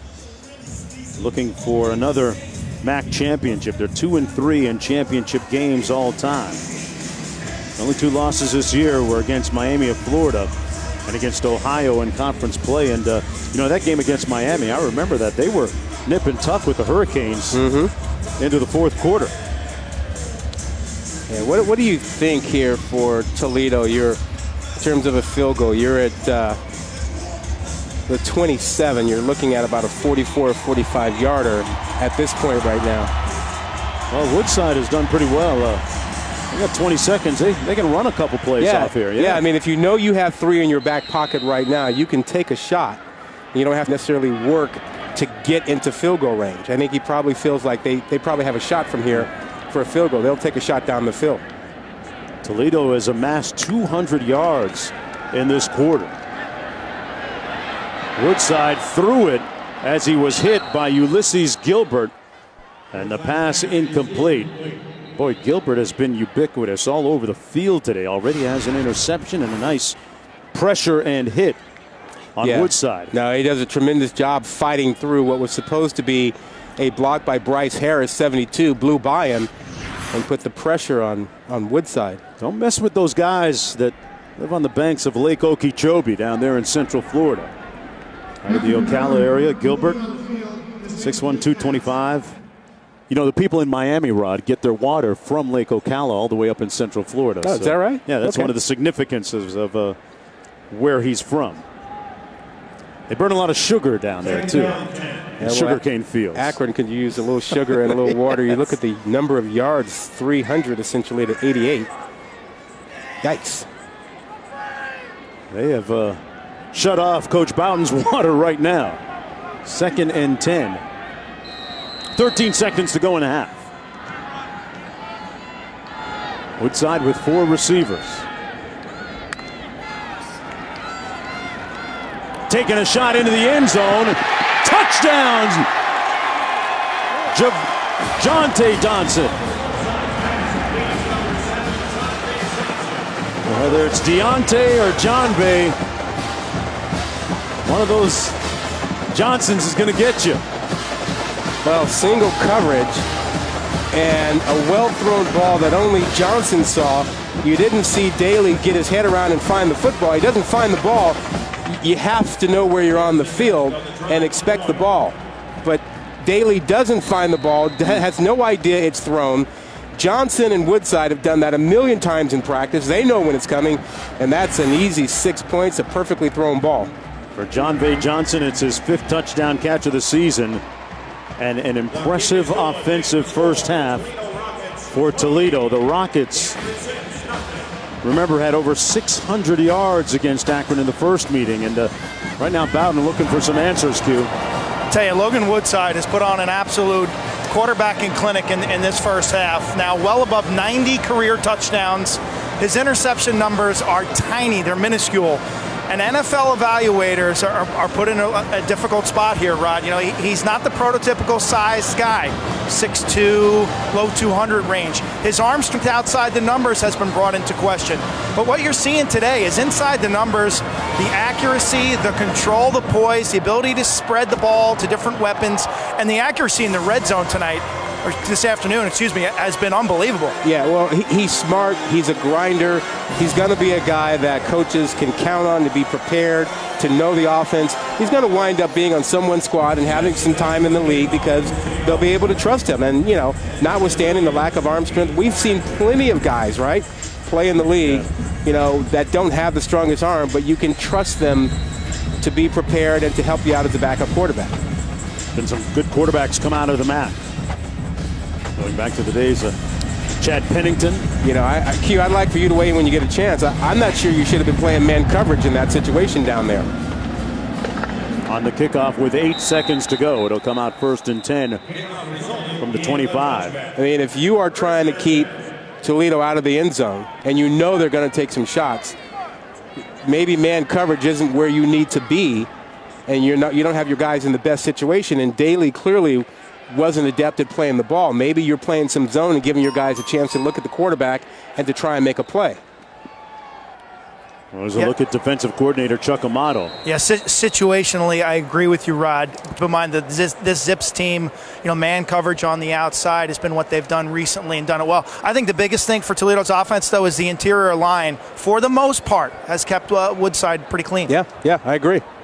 Not bad for an offensive line, guys, that lost 3 starters during the course of the season. This is Van Edwards Jr. with a spirited run here late in the first half. Close to the first down with 2 seconds to go. And that's going to be the end of the first half of play. Toledo pitching a shutout here in the MAC championship game. They lead it 28-0 at the break. Let's head to the studio for our halftime report. At the half, the score. The Toledo Rockets 28. The Akron Zips, 0. You're watching Dr. Pepper Championship Week. So I kick my shoes off and run. Kick my shoes off and run.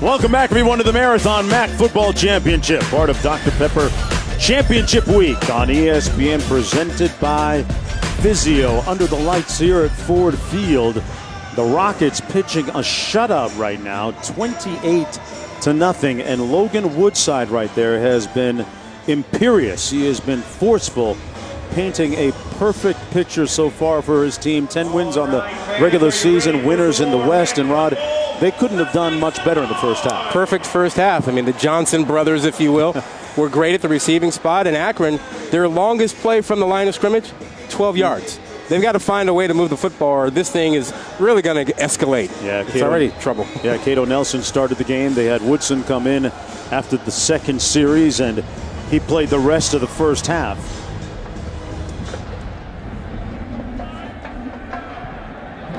On the return, Toledo's number 10, Desmond Phillips. The ball came loose, but it was blown dead first out at the 23-yard line. And now let's take a look at our blimp-worthy play brought to you by Goodyear. Well, we talked about Johnson's take your pick, whether it's Deontay or John Vay. Woodside had a lot of fun in the first half, finding them in the end zone. And you want to get them a ticket? Get them to New York, man. I mean, I think Baker Mayfield is sitting in the prime seat, and you know, you got Bryce Love heading there. Looks like Lamar Jackson, maybe. Maybe there's room to get Woodside on a plane. They do write-in votes? Yeah. Are there write-in votes? Sure, Get online sure. and just hashtag, you know, Logan Woodson. Maybe we need to start that up. The ESPN College Football website. Terry Swanson in the backfield on 1st down and 10. Swanson on the handoff, got an alley over the left side. Nice straight arm at midfield and down to the 43-yard line. He held Jordan George at bay with that straight arm. George trying to wave him off, couldn't reach him. Yeah, just watch the end of the run. He gets a huge hole up front, but watch the end and the aggressiveness, the way he goes after George to get an extra 10 yards there. That's impressive. That's a little something. You can tell that Toledo's playing with some juice, with some energy. Yeah, 35-yard gain on the play and into Akron territory. At the 37-yard line, Terry Swanson out of Aliquippa, Pennsylvania. Talked about his hometown and the famous running back that preceded him by the name of Tony Dorsett. Woodside on the out to the far side of the field. Boy, Rod, that's a good-looking throw, isn't it, Q? Johnson on the catch. On target. Win a play, win a series, win a drive. The words of Terry Bowden, Akron coach, as he stares at a 28-point deficit. I didn't have the guts to ask him in his 24-year coaching career how many times he's been able to reverse this deficit. And what would you guys guess in a coach's career of 24 years? Once, if he's lucky. Twice if he's really, really, really, really lucky. But most likely, probably not. Especially in a game of this magnitude. Davis making the tackle on Swanson. Swanson got the first down. You know, you think about Terry Bowden, and the season that comes to mind is 1993 when he had the undefeated season at Auburn. You don't get much better than perfect, right? Yeah, great backfield there. Cadillac Anderson, one of his backs there. Cadillac Williams, pardon me. Won the Sugar Bowl, went undefeated. 1st down and 10. Ronnie Brown was the other tailback in the backfield that year for Coach Bowden. Nice pass over the middle, complete to McKinley Lewis. Close to another 1st down. That's that run pass option that we talked about earlier. You get Woodside with a chance to put the ball in the belly of his running back, read the linebacker, sees that he's coming up, and just throws that slant. Choice. Run it, pass it. Hence, RPO. And Logan Woodside has executed that extremely well here today. McKinley Lewis there in the sidelines. He had a 13-yard touchdown catch against Akron in the first meeting.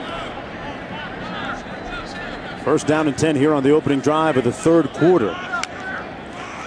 They fake the jet sweep, the handoff to Seymour, and Seymour picking up another Toledo first down inside the 10 this time, as they continue to gash that defensive front. An 11-yard gain. Yeah, what you worry about, you know, if you're Terry Bowden, is you don't want your guys to concede or to quit.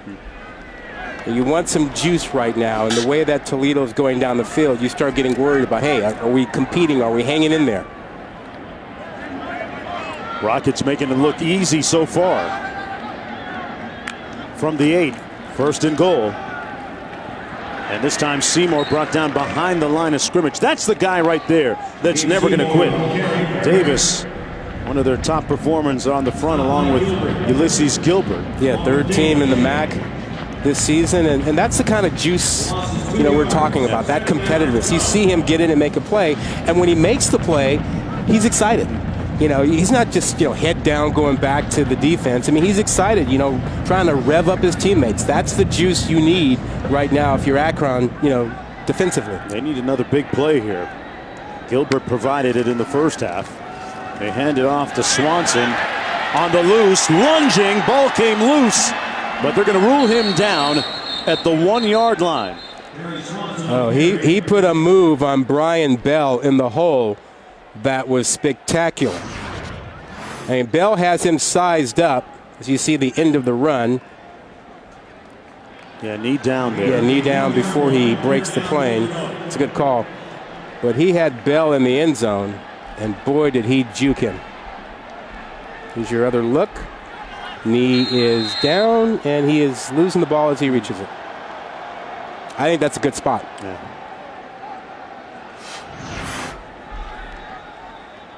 Got a timeout on the field here. Well, Terry's got to be careful out there because you can be flagged. Yeah. But the runner's down short of the goal line is under further review.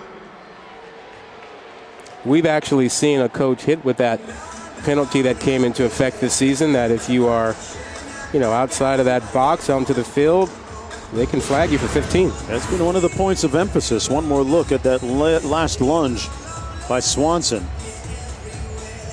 Well, that one, our view is blocked by George and Deontay Johnson there. This one gives you another look.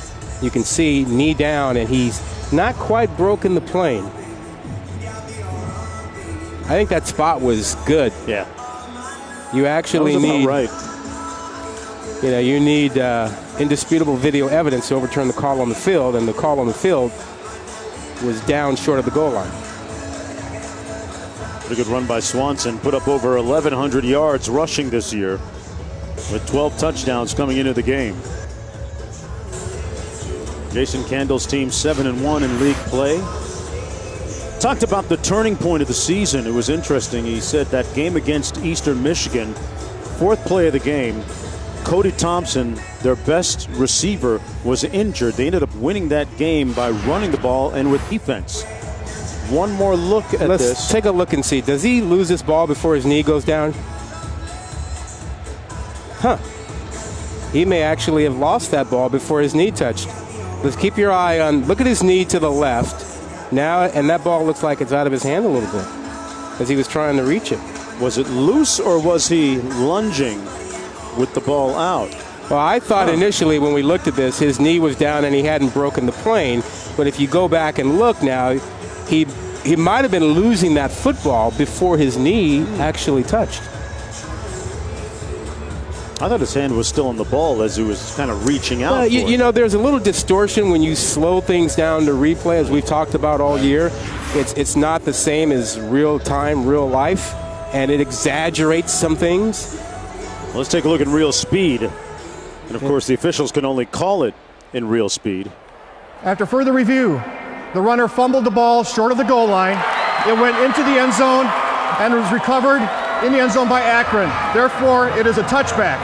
Timer, please reset the game clock to 11:16. 11:16. Thank you. It was recovered by Kyron Brown. Now, this is real speed. Real speed, that's down trying to stretch it into the end zone, turn it over, right? Now, but replay, Akron ball. They get a break when we come back.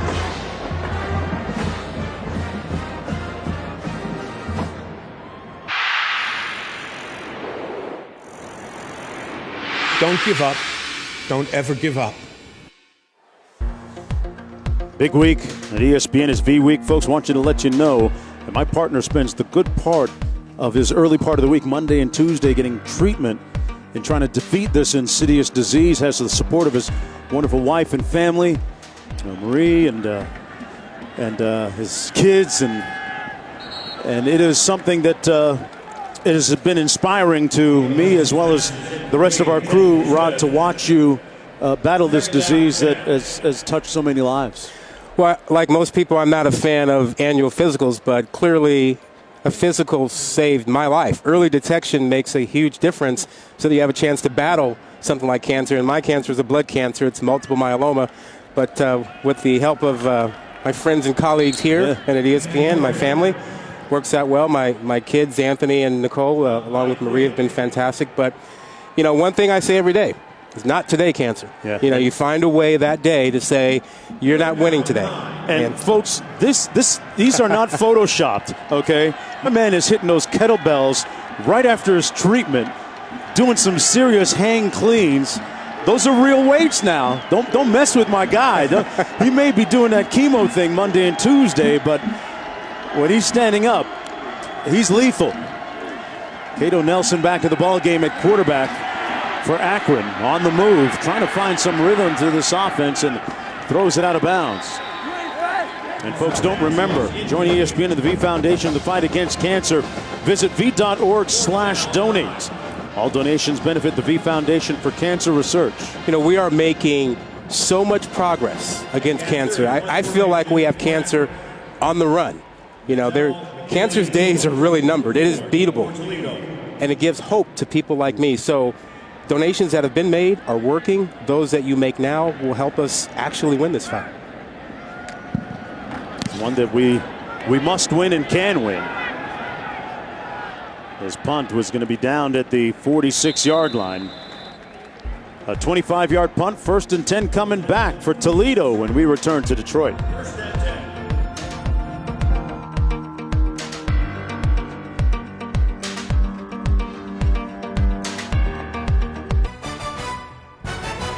The 2017 Marathon Mac Football Championship is presented on ESPN by Vizio, maker of award-winning 4K displays, and in part by Bank of America.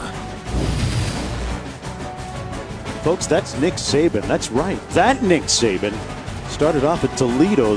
This conference, the cradle of college football coaches.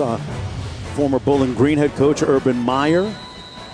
Of course, Woody Hayes, Schembechler. Matt Campbell at Ohio State had one of the biggest wins of the year this year. Back everyone at the Marathon Mac Football Championship, part of Dr. Pepper Championship Week on ESPN, presented by Vizio. The catch made by number 3, Deontay Johnson. Woodside with another completion. He was working against Tyron Brown and Jason Candle, former offensive coordinator, led the team to the first MAC championship game in since 2004. Hey, he's going to be on some radars. A lot of openings out there right now. I mean, this may not be his year this year, but he's a young coach and he's doing well, and he's going to stay on the radar for the bigger programs the next couple years. We saw Brian Kelly, former Western Michigan coach, parlay that into a big-time major power conference job. Swanson brought down by Jamal Davis on the play. From the 37, 3rd down, 2. Kendall said coming into the game, we need to finish this thing off. They're in the 100th year of football at Toledo, and a win and a championship would mean a lot. Rod, everyone talks about college football playoff, but your conference, your league championship is a big deal to players, right? Absolutely. That's what you talk about at the beginning of the year. That's the tangible evidence, getting a conference trophy. You know, being a champ in your own conference before you talk about anything else. 3rd down and 2. Swanson Off tackle to the left side of that offensive line, running behind Nkansa and Kasim.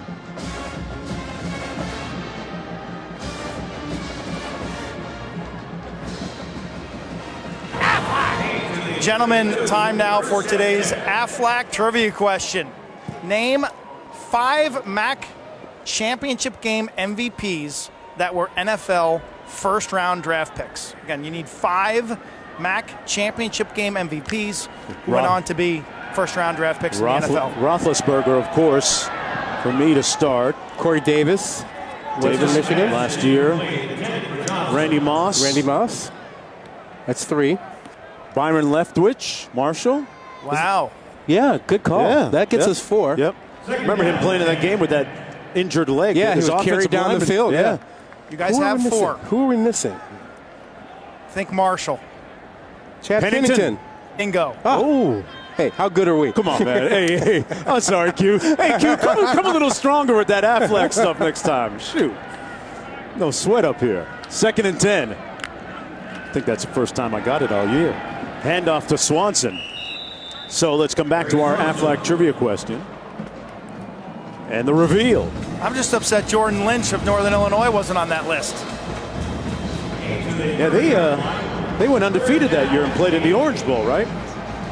Maybe it wasn't a first-round pick, though.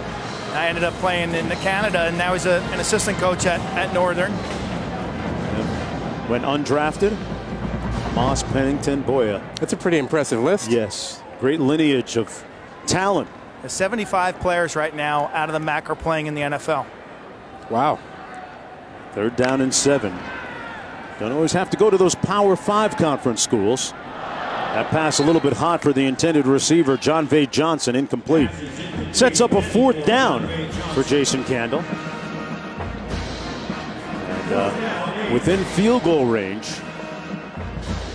for Jameson Vest, who was 24 of 28 coming into the game. Missed one a little bit earlier. Yeah, I was going to say, not a gimme at 47.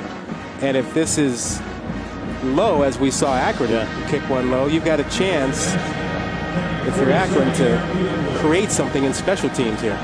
He missed earlier from 33. This one is going to be right down the pipe and good from 47 yards out.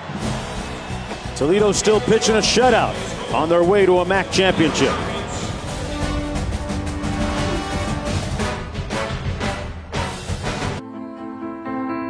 Whether it's 35 pounds and 24 carats, or 5.5 pounds of 10-carat interwoven Cuban links, there's nothing like gold and showing it off in the face of someone special.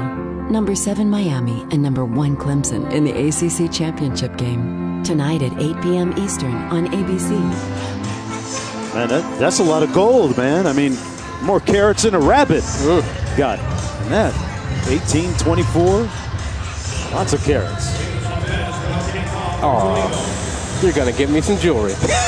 I went to Jared's.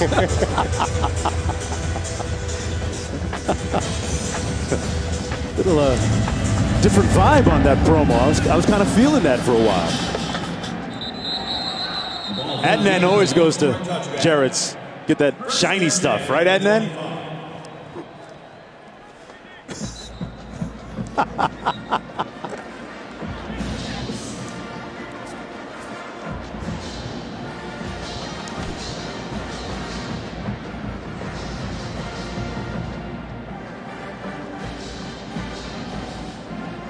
All right. See, Adnan got it. Yeah. Carrots like a rabbit. Oh, yeah. But it's K-A-R-A-T. Yeah, he gets it. Smart dude, man. I just want to know if they, back in the studio, have Scott Frost going to Nebraska or to Oregon. Or does he stick around for UCF in a bowl game? Which one of those is a better job? Oregon. By far? Recruiting. I mean, not in terms of money, although Phil Knight's got a nice little bank account over there. Illegal equipment. Receiving team. Receiving team had 2 players, number 52. That penalty is declined. Result of the play is a touchback. You know, there are not many players that come out of Nebraska, that are, Power 5 players every year. But at Oregon, you get a few, and you recruit heavily in California. There's a natural pipeline. So in terms of getting the talent, I would think that Frost would say Oregon's a better job than Nebraska. Yeah, he's done a great job this year. First down and 10. Cato Nelson back of the ball game, slings it complete at the 36-yard line to Coney. Coney, the Weber State transfer, picks up a first down beyond the 40 at the 41. And just to be clear, Willie Taggart is the coach at Oregon. Lots of rumors swirling that he is looking at Florida State, or that Florida State is looking at him. And so we'll just wait and see what happens. Oregon may not come open, or then again, it could. Tell you one thing that is really eye-opening is the dollar amount cumulatively of the buyouts given to coaches this year, as Van Edwards runs it and picks up about 2 yards. You add up all the buyouts to the coaches, double-digit buyouts. Brett Bielema's was nearly $11 million. Look, this is ridiculous. It's irresponsible, the money that these public institutions are throwing out there. I mean, when a guy leaves and he thinks he's getting a $6 million buyout, as Brett Bielema did in Arkansas, and the next day they went, oh, we were wrong, it's $12 million. The money just gets tossed around like it's no big deal, and yet on the other hand, we keep hearing about rising tuition and students not being able to get enough money to pay for their education, let alone not paying players. Yeah, wonder where all that money is coming from. That pass complete to Van Edwards Jr. out of the backfield. Cato Nelson back at the helm for his second consecutive series. Third down and short coming up. Let me get off my soapbox. Stop me. No, that's okay. I mean, when you add up the numbers that we've seen this week of the coaches and their buyouts, it's pretty staggering. You just saw a public institution give Jimbo Fisher $75 million.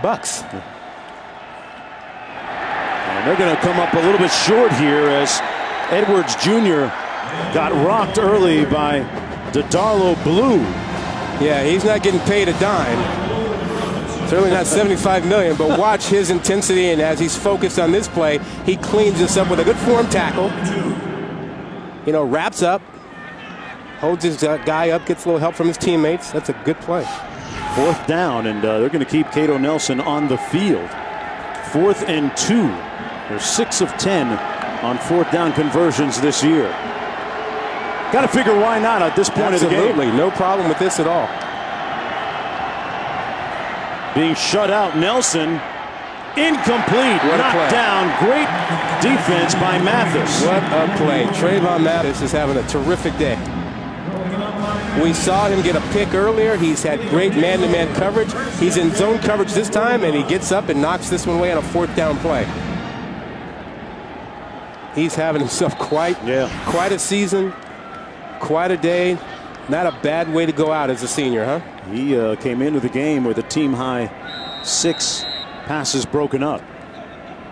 And the matchup between him and Smith was going to be the ones to watch here today, but it's been pretty much one-sided. Yeah, he's won that matchup. It's over. Shaquille Seymour in the backfield now for Toledo as they go empty. 5-receiver formation. Little receiver screen complete to number 4, McKinley Lewis. Picks up a yard on the play. Back to the buyouts. We didn't even talk about Jim Mora's buyout was in the neighborhood of $12 million as well. UCLA. Crazy amounts of cash going out. Lamenting the fact that you didn't go into coaching? Yeah. Or get a commission, get a couple points or percentage as a representative or agent. Wasn't smart enough to be a lawyer like you, Rod. 2nd down and 9. Over the middle, complete at the 31-yard line. Good pass and catch. Woodside teaming up with Darryl Richards. Yeah, Woodside running that run-pass option again, and I'm just really amazed at a guy like that who has bucked the trend and stayed at a school and did not transfer when things didn't go his way. For 2 straight years, he lost the quarterback battle, and then they asked him to redshirt. And he didn't quit. He stayed with it despite the pleas from other people that he transfer. He hung in there with Toledo. He has been picture perfect here today. Going up top. I said almost picture perfect. Out of bounds. Q? Yeah, I'll never forget watching Logan Woodside when he was a freshman in DeKalb against Northern Illinois in a critical MAC West game, playing with a broken ankle. It was basically like he had a cast, and he fought it and fought it and fought it as long as he could until they had to take him out. He basically couldn't run and couldn't protect himself. But it showed what a true team guy he was, looking beyond his individual situation for the good of the Rockets. Yeah, Q, we asked him yesterday about not transferring. He said, I wanted to finish what I started. I committed to this school. 2nd down and 10, and right now honoring that commitment in the best way. Played 4 games with a broken ankle that year. That pass complete at the 20-yard line to Bryce Mitchell. And then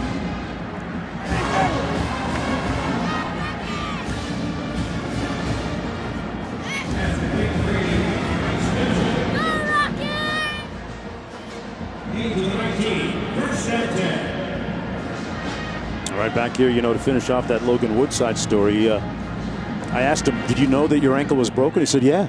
I just got a little help from the team doctors to go out there each week, and he ended up playing 4 games with that broken ankle. They handed off to Deontay Johnson on the jet sweep into the boundary. He's going to end up about 3 yards shy of the first down, and that's actually a pass. Didn't he tell you the story about going to camp and finding out he was the co-MVP at camp with Malik Zaire, who was on his way to Notre Dame? Yeah, there was one of those passing academy camps, and they were co-MVPs, and Woodside said, hey, where are you going to school? How many offers you got? And Zaire said, I got 35 offers. I'm going to Notre Dame. He said, I don't have any offers yet. How about I give you the trophy? You give me some of your offers. Didn't quite work.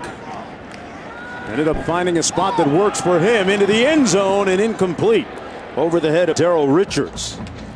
I just think that Woodside is the poster child for not giving up on your dreams. Things didn't work out perfectly in high school, didn't work out perfectly at Toledo. In fact, he sat on the bench for a while, but he didn't quit on it, didn't run, hung in there. And coming into this game, he had gone 2 years with 69 touchdown passes and only 5 picks, and the player of the year in the conference, essentially. That led the nation in touchdown passes last year. Blitz comes at him, no problem. Touchdown, Seymour. Oh, have a day for yourself, kid. Have a day. Another touchdown pass by Logan Woodside. He has owned that Akron defense today.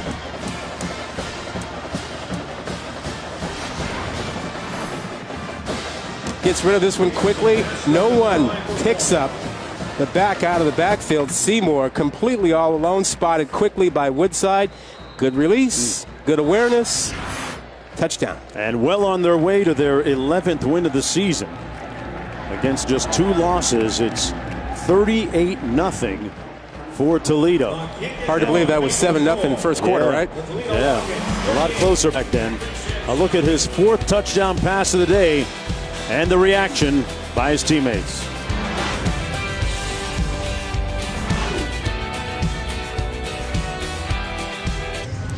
And welcome back, everyone, to Ford Field in Detroit, the Marathon MAC Championship, presented by Vizio, part of Dr. Pepper Championship Week on ESPN. Logan Woodside making all the right calls and answering the call today offensively for Akron.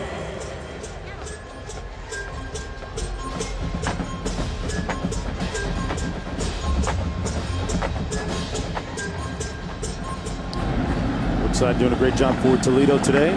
Akron to receive here, and they'll start 1st down and 10 from the 25-yard line. Tonight it's the Dr. Pepper ACC Championship game at 8 Eastern time on ABC. Number 1 Clemson against number 7 Miami.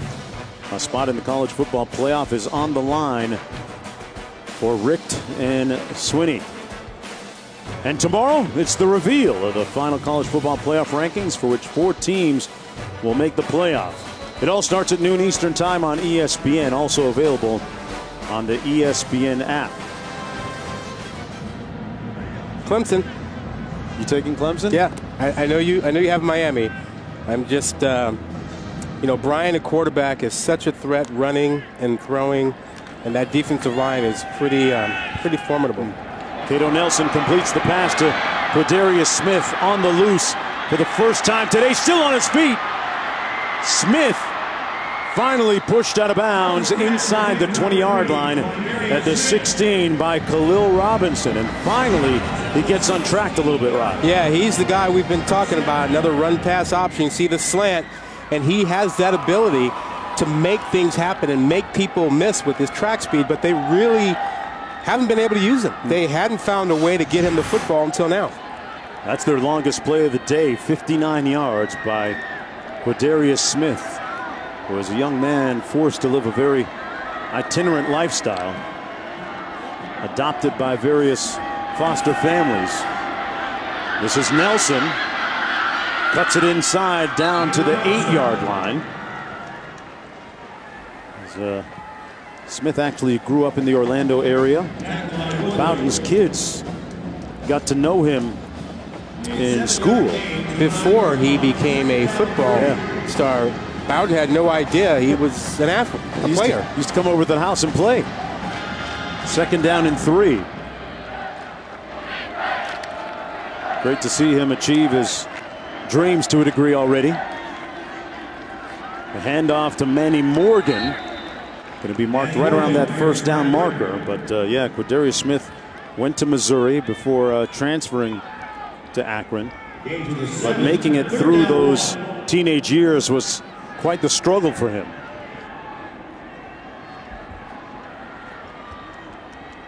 Ball's going to be marked inside the 10 as Smith comes off to get a breather. 3rd down and short. Manny Morgan lining up in the Wildcat. He's going to get the direct snap here. And Morgan scores the touchdown. The first points of the ball game for Akron. It was a huge hole. He got a great block from his center and his guard that just really opened a huge hole. If you just watch right here, watch that double team, you'll see the huge hole open up. There it is. He gets a great block. He's able to run off of that and cut back and waltz into the end zone. Manny Morgan, a.k.a. Manny Fresh, with the touchdown run.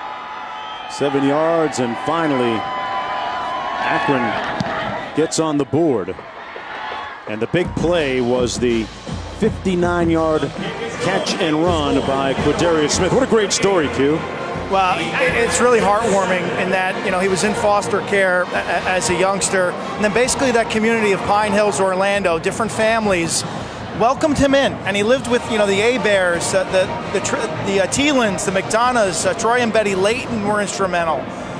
Dane Williams was also somebody who took care of him, and all through it, they welcomed him. They gave him direction. They gave him, a pseudo mom and dad to hug, someone to look after him to make sure he did his work, got to practice on time, and he said, I just keep fighting. I'm not going to blame others.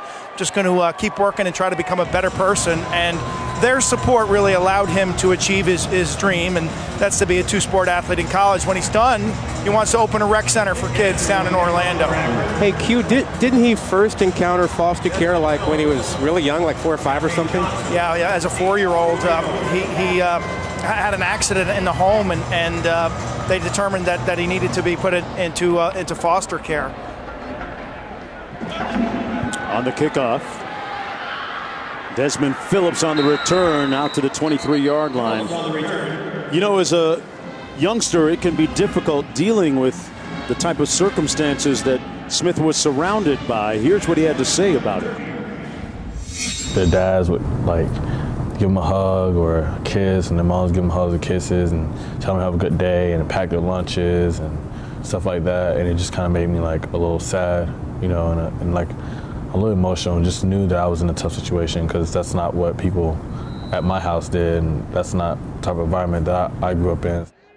I know that Quadarius would stay a lot with the McDonoughs, and like we would all, as a community, because our neighborhood was really close and everyone knew each other, that we kind of all took care of him. Boy, really great story, and proving that sometimes, yes, it does take a village. Larry Swanson on the run picks up about 2 yards, but It's not where you begin the race, it's where you finish. And he is doing a great job along his journey. Got an injured player down to the field. It's number 1, Alvin Davis. Second time today that he's been shaken up. 17 seconds to go here in the third quarter. Well, this time they're working on the lower part of Davis's body. You see him right there. As that looks like his right ankle gets caught underneath him. Earlier, he came off holding his right shoulder. And of course, for Akron, you know, they're already bowl eligible. They've got their 7 wins. So you want to have guys healthy for your pending bowl game, wherever that might be. Let's go to Adnan in the studio.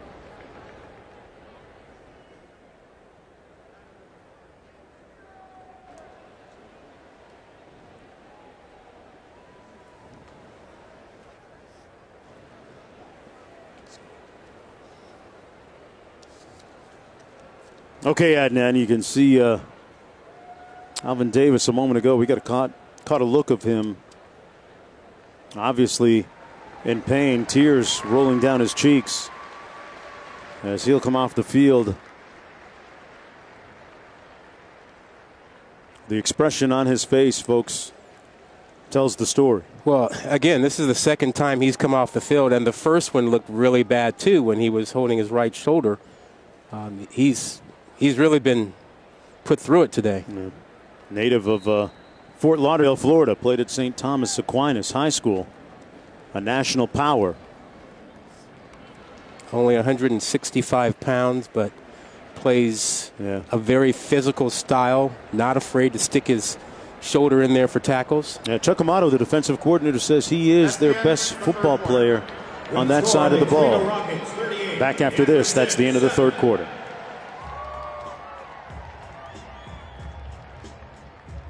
To put the 4 best teams into this thing. The College Football Playoff Selection Show tomorrow at noon on ESPN. The exclusive reveal tomorrow at noon on ESPN. 38-7 here in the start of the fourth quarter.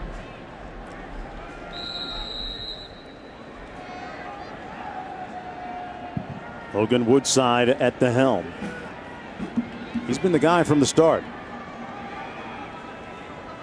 putting up some pretty impressive numbers as he's done all year.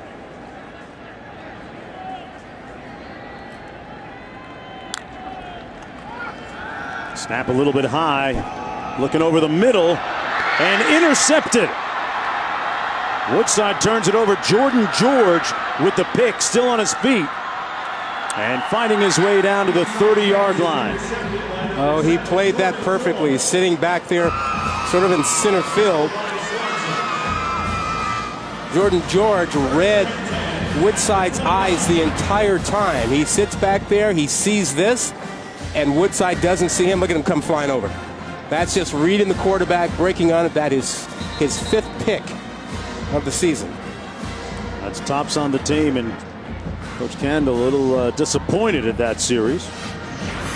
And Akron working with a pretty short field here at the 29-yard line. A rare pick by Woodside. Well, you know, the thing that worked for Akron the last series was getting the ball to Smith and then coming back and running with Nelson at quarterback. See what they do here. Cato Nelson taking a shot in the end zone. Wolf, touchdown, Akron. A quick strike off the turnover, and Austin Wolf hung on to it. He beat Holman in single coverage, and what a throw by Cato Nelson. I mean, we've talked about his running ability and the fact that his completion percentage was hovering around 50% coming into this ball game. But look at this dime. He drops that perfectly there, and then you see some great handwork by Austin Wolf. That is fantastic. And that coverage actually isn't that bad. It takes a perfectly thrown ball to beat that, and that's exactly what Nelson delivered. That's the best throw that he's had all day. And it was all set up by the George interception, his 5th of the season. So Akron trying to battle back here as we start the fourth quarter, and you couldn't have drawn up a better beginning for Cato Nelson offensively and for Akron. For a touchdown is under further review. Now, I was a little hesitant on that call because it looked like Wolf may have juggled it. He had his back to us here from our broadcast position. They're going to take another look at this and see whether it was a catch. The ruling on the field was that it was. All right, I've got two hands on the ball. I've got him inbounds. Now, does he retain control? Well, you can't see anything from the backside to change that. This will be better. Front side. Hands on the ball. Hands underneath the ball. Doesn't matter that it touches the ground. He's got his hand underneath the ball. That's 6. Yeah. If that's not a catch, then let's just quit calling catches. Are you kidding me? Sometimes you don't know what a catch is, but that seemed to be one. We used to know. Yeah. There was a time we used to know what a catch was. Now we don't know anymore. Well, they're reviewing this.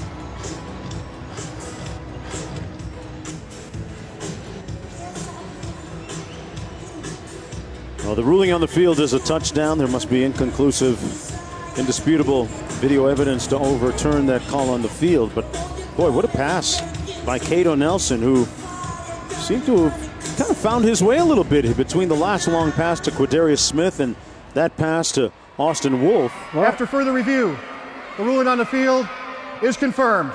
Touchdown.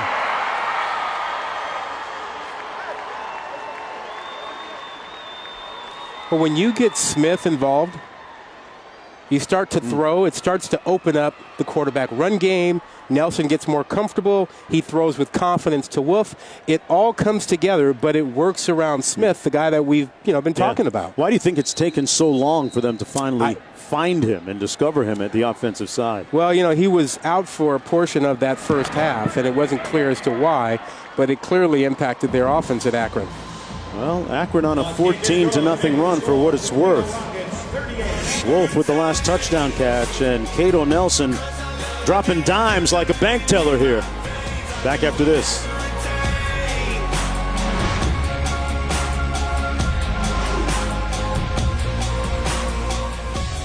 Welcome back, everyone. Ford Field, Detroit, the Marathon Mac Championship, presented by Vizio, part of Dr. Pepper Championship Week. And as we get ready here, we could expect an onside kick, you would think, from Akron on a 14-0 scoring run. And I'm not sure I'd do an onside kick right now. Why? I've got some momentum. I think I'd kick it off and ask my guys to play defense, get the ball back, and then if I score, I do an onside kick. They haven't stopped them a whole bunch. Let's go back to Adnan in the studio.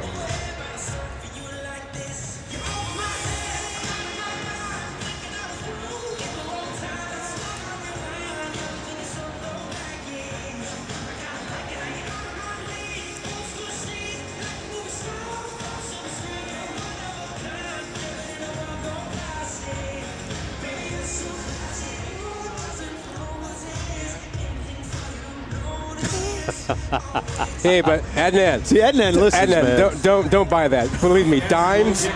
When he's at the bank, he's not picking up dimes. It's all paper currency. I'm looking for one of those big knots in my pocket. And they're going to kick it away. And it'll come out to the 25, 1st and 10 for Toledo.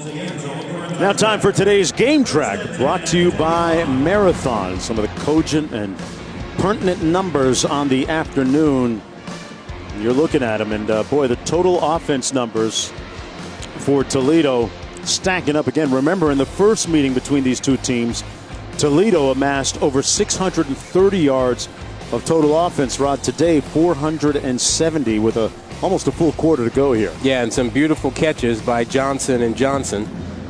I almost don't want to identify them separately by their own names of Deontay and John Vay, but those receivers have been spectacular today. No relation, of course. 1st and 10. They hand it off to Seymour. Seymour on the carry. No gain on the play. Might have lost a yard. But Akron working against the clock right now with About 14 and a half minutes to go. Ulysses Gilbert, first team All-MAC this year for Akron. All right, I got to call you out. Talk to me. You never followed up on a song from the Brothers Johnson since the Brothers Johnson are doing it out here. I've been thinking. You want some help? Oh, you got one? You're going to hurt yourself when I tell you one or two. Give me a couple minutes here. Second down and 11. Logan Woodside out of the shotgun. Hands it off again to Seymour. A gaping hole and a good gain. Ball came loose. Are you going to say he was down? Was he? No signal. Well, keep in mind, the replay booth officials review every play, regardless of whether they stop the action or not. Kamara made the tackle on the play. There's the final look at it. That ball looks like it might be coming out before that knee hits the ground. Ball's coming out. That ball's coming out before that knee hits the ground. Yeah, Darian Daly recovered the ball for Akron, the starting cornerback. They're going to stop and take a look at this. The ruling on the field of the runner being down is under further review. Yeah, that second look that we had there, ball coming loose. He lost control of the ball before that right knee hit the ground. Right knee, not quite down, ball coming out. Before elbow, too. Yeah, his elbow hadn't touched, which would have meant he was down, right? Yeah, that's a good look there. You see that ball, he's losing control of it. And then knee and then elbow.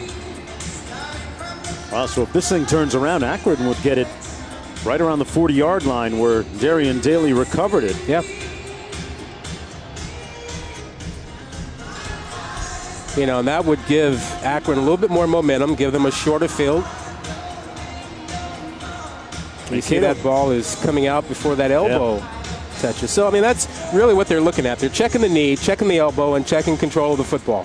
And from our vantage point, you know, it looks pretty clear from video that that ball was loose before the knee and before the elbow went down. It's crazy, Rod. It kind of underscores how important it is to complete the play through the full motion, even after the whistle seemingly has gone, or presumptively you'd think it would be going off, right? Yeah, no, absolutely. I mean, the recovery by Darian Daly. Don't give up on plays, hang in there, and that's exactly what Daly did. The junior transfer from Rutgers jumped in there and recovered that ball.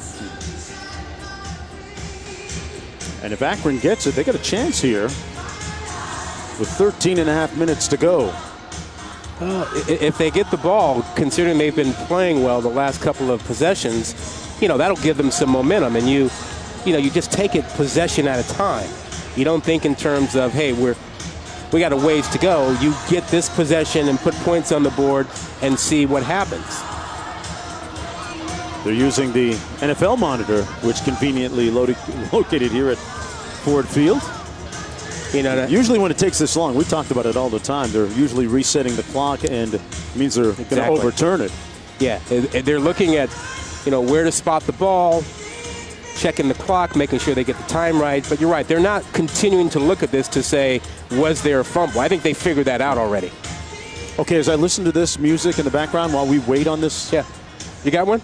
Stomp. Stomp. I knew you was. I was going to give you a hint. I was going to say after further review, the runner did fumble the ball, and it was recovered by Akron. Therefore, it'll be first down Akron at the 42-yard line. Timer, please reset the game clock to 13 minutes and 50 seconds. I thought you were going to say, I'll be good to you. That'll be next. Akron trying to stomp when we come back.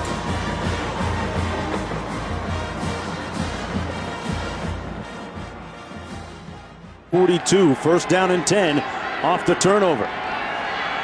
The fumble a moment ago by that guy, Shaquille Seymour. Here's your matchup out there. That's where Smith is. He's been the difference in this offense in the second half. Smith against Mathis. Nelson fumbled it as he was hit from the backside by Adaney. And it's going to go right back to Toledo.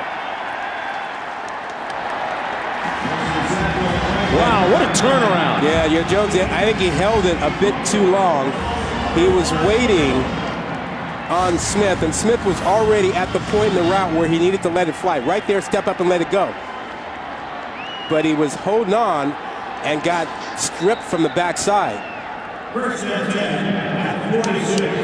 If that ball comes out, they got a chance with Smith, who was running a deep route with single coverage, and as hot as he's been, that might have been a play out there they could have made. There's O'Daney on the sidelines, the guy that made the big hit. And it's really become more of a complete player, in the words of defensive coordinator Brian George.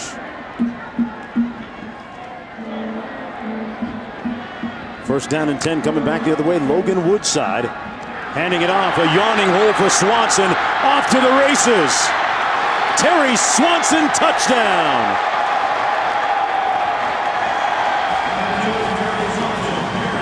And he hit him with the silencer at the end of it. 54 yards for the score. But Jonesy, it doesn't get much better than this. Watch the double team here and the kick out there and the hole that it creates. Ain't that pretty? Yes. That's just fantastic. You could drive a bus in through there. You talk about your offensive line getting it done. Second touchdown today for Terry Swanson, the 5'10 senior out of Aliquippa, PA. And that makes it 44-14. You talk about being able to capitalize on that Cato Nelson fumble. Looking like other running back out of Aliquippa. A little bit. Tony Dorsett would be proud. Back after this.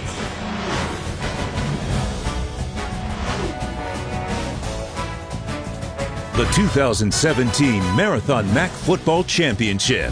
Brought to you by Marathon, fueling the American spirit.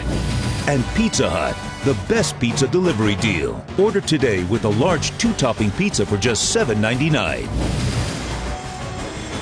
What a day it's been for the Toledo Rockets. Leading big time here as we are just underway in the fourth quarter pretty much. 45-14. Let's go back to Adnan in the studio.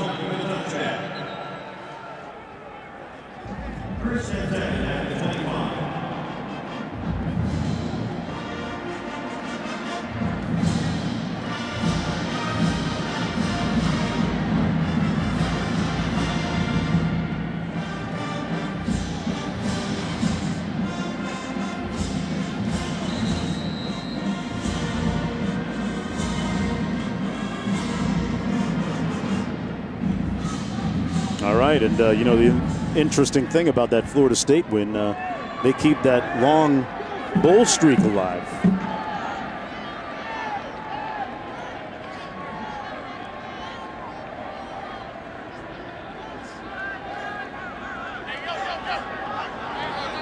Gonna have that bowl game for the Seminoles without their now erstwhile head coach Jimbo Fisher, who has moved on to put an asterisk around that bowl streak now.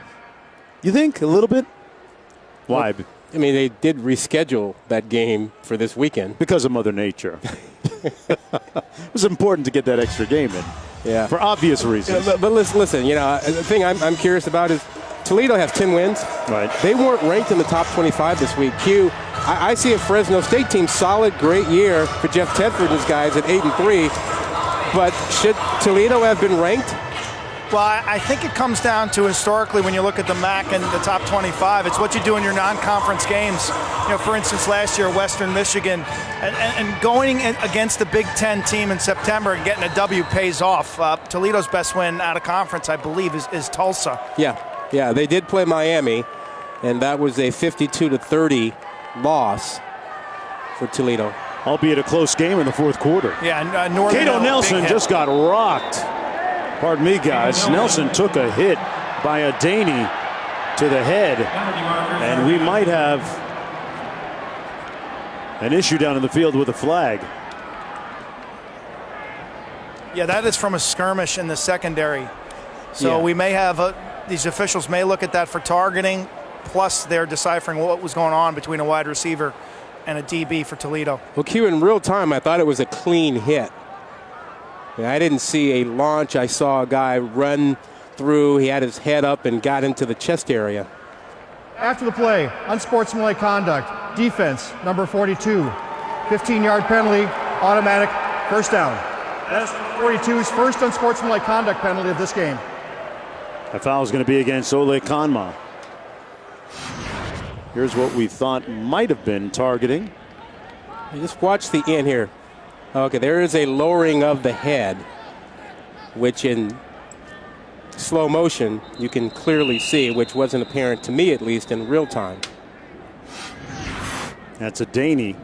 And again, that's not a defenseless player issue. If it's any issue at all, it is using the crown of the helmet as a weapon. But you have to have... He was wrapping up a little bit. A potential targeting.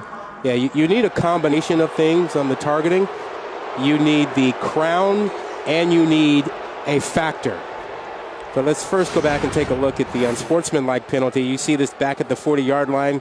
There is a grab of the face mask and a push down, and then another push. Ole Kanma with that. And then here's the targeting again, lowering the crown, lowering the head, using it as a weapon. Now you need a factor. You need a launch. You need a crouch. You need something to suggest, that is the weapon. And the lowering of the head by itself can be that factor. So I think they're probably going to sustain this. And again, this is a safety issue as much for the guy making the tackle as the ball carrier. You don't want players using their head to make tackles. That's not good for him. It's not good for the game. So it looks like, Rod, if this is targeting, interesting scenario where he might miss potentially the first half of their bowl game. Yeah, absolutely. And he's been a key player for them. He leads the team with 7.5 sacks on the season. The more and more we talk about and see targeting called, I'm more for that scenario that we've thrown around a lot during the year, kind of a flagrant 1 versus flagrant 2 type scenario where you get a chance to judge and not just eject a kid flat out from the game. I don't think you're going to see any change in the rule. I think there is a concern by those who make the rule that if you start backing off, softening the way you approach this, you jeopardize the long-term viability and safety of the game. I believe they're going to stick with these rules for a while longer. I'd be surprised if there's a change during this offseason, despite the complaints that we hear. Well, they're taking a look at this to see if it's targeting.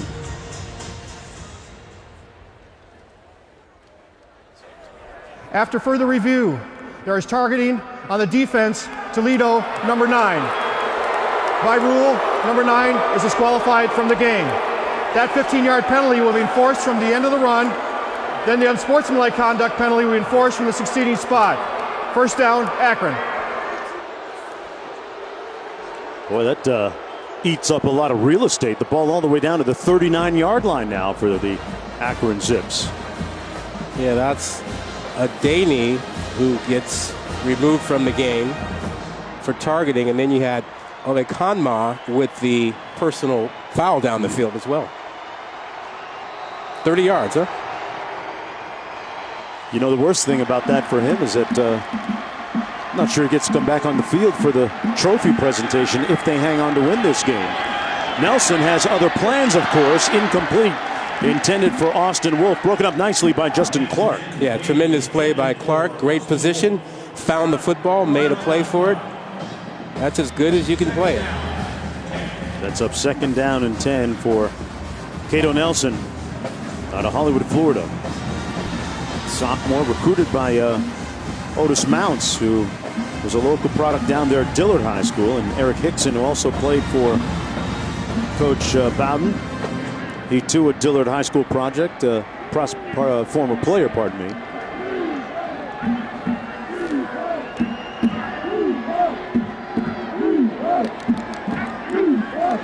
On 2nd and 10. Manny Morgan squares those shoulders and gets to the edge a little bit and is run out of bounds about 1.5 yards short of the first down. 3rd and short coming up. Just under 13 minutes to go in an opening part of the 4th quarter that has taken some time. It's really slowed down to a glacial pace here. Yeah, I know this game hasn't worked out the way Akron wanted it to, but you have to keep in mind, too, this team was not expected to be here. You know, Ohio was the favorite in their division, and they beat Ohio, and they got here with a 7-5 record. 3rd down and 1. They go to a Wildcat, and Manny Morgan with a big run gets the first down as pushed out of bounds inside the 20-yard line.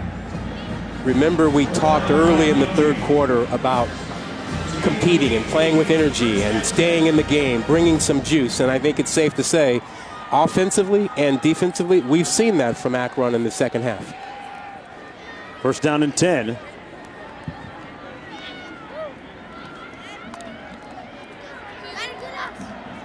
This has been a Zips team that has been through a lot of adversity this year, Mother Nature included. 1st and 10. Nelson looking to pass, dancing around and brought down. Actually fell at the 21. You know, there was a game this year at Western Michigan where the floods literally came rolling through the stadium there at Western Michigan, and they had to stop the game, concluded the next day, the Sunday, and you know, Quentin was telling us how it was a 3-hour bus ride from where they could sleep. There were no hotels available in Kalamazoo. Wow. And to turn around, come back, they actually ended up coming back, Akron did, and winning a 1-point hard-fought game. And that was a little bit of a tipping point in their season. Nelson tried to pass, didn't have anybody open, ends up running for 3 yards. But boy, you saw the waters there, and Q, I would imagine that that was a pretty interesting weekend for them. Well, can you imagine? You check out of your hotel, you go to a game, you sit around the locker room for 6 and 7 hours. They postponed the game till Sunday. Coach says, yeah, we can't find a hotel room. We got to drive about 2.5 hours down the road just for the hotel that night. You come back the next morning to play the game. They pull off a 14-13 win against the defending West champs, Western Michigan Broncos, and you kind of learned about this team's toughness. Yeah, they certainly got a lot of temerity. Little gadgetry here. Nelson out on the pass. Couldn't come up with a catch on the pass from Trayvon Chapman, who was the former quarterback of this Akron team a couple of years ago. Little trick play there by offensive coordinator A.J. Milwee. Yeah, and I thought there was a pretty good chance that Chapman would just take off with that because of that double coverage you see down there. But he took the shot anyway, and they weren't able to complete it. But yeah, he's a guy that they moved the quarterback last season because they had so many injuries, and now he's back at wide receiver. 4th and 9, and obviously going to go for it here. They weren't able to convert on 4th down last time. See what they do here. Got to get to the 8. Nelson holding on to it. Nowhere to go, and falls meekly at the 23. Blue was right there to make sure that he went down. And Toledo will take over on downs. There'll be better days for Cato Nelson.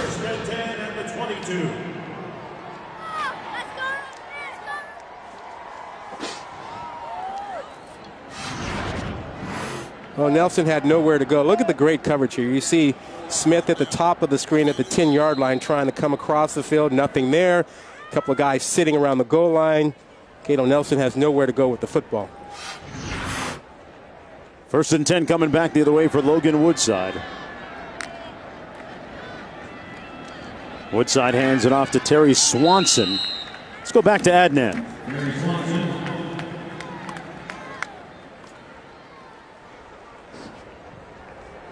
A gain of 5 yards. 2nd down, 5. All right, 10 minutes to go here, Adnan.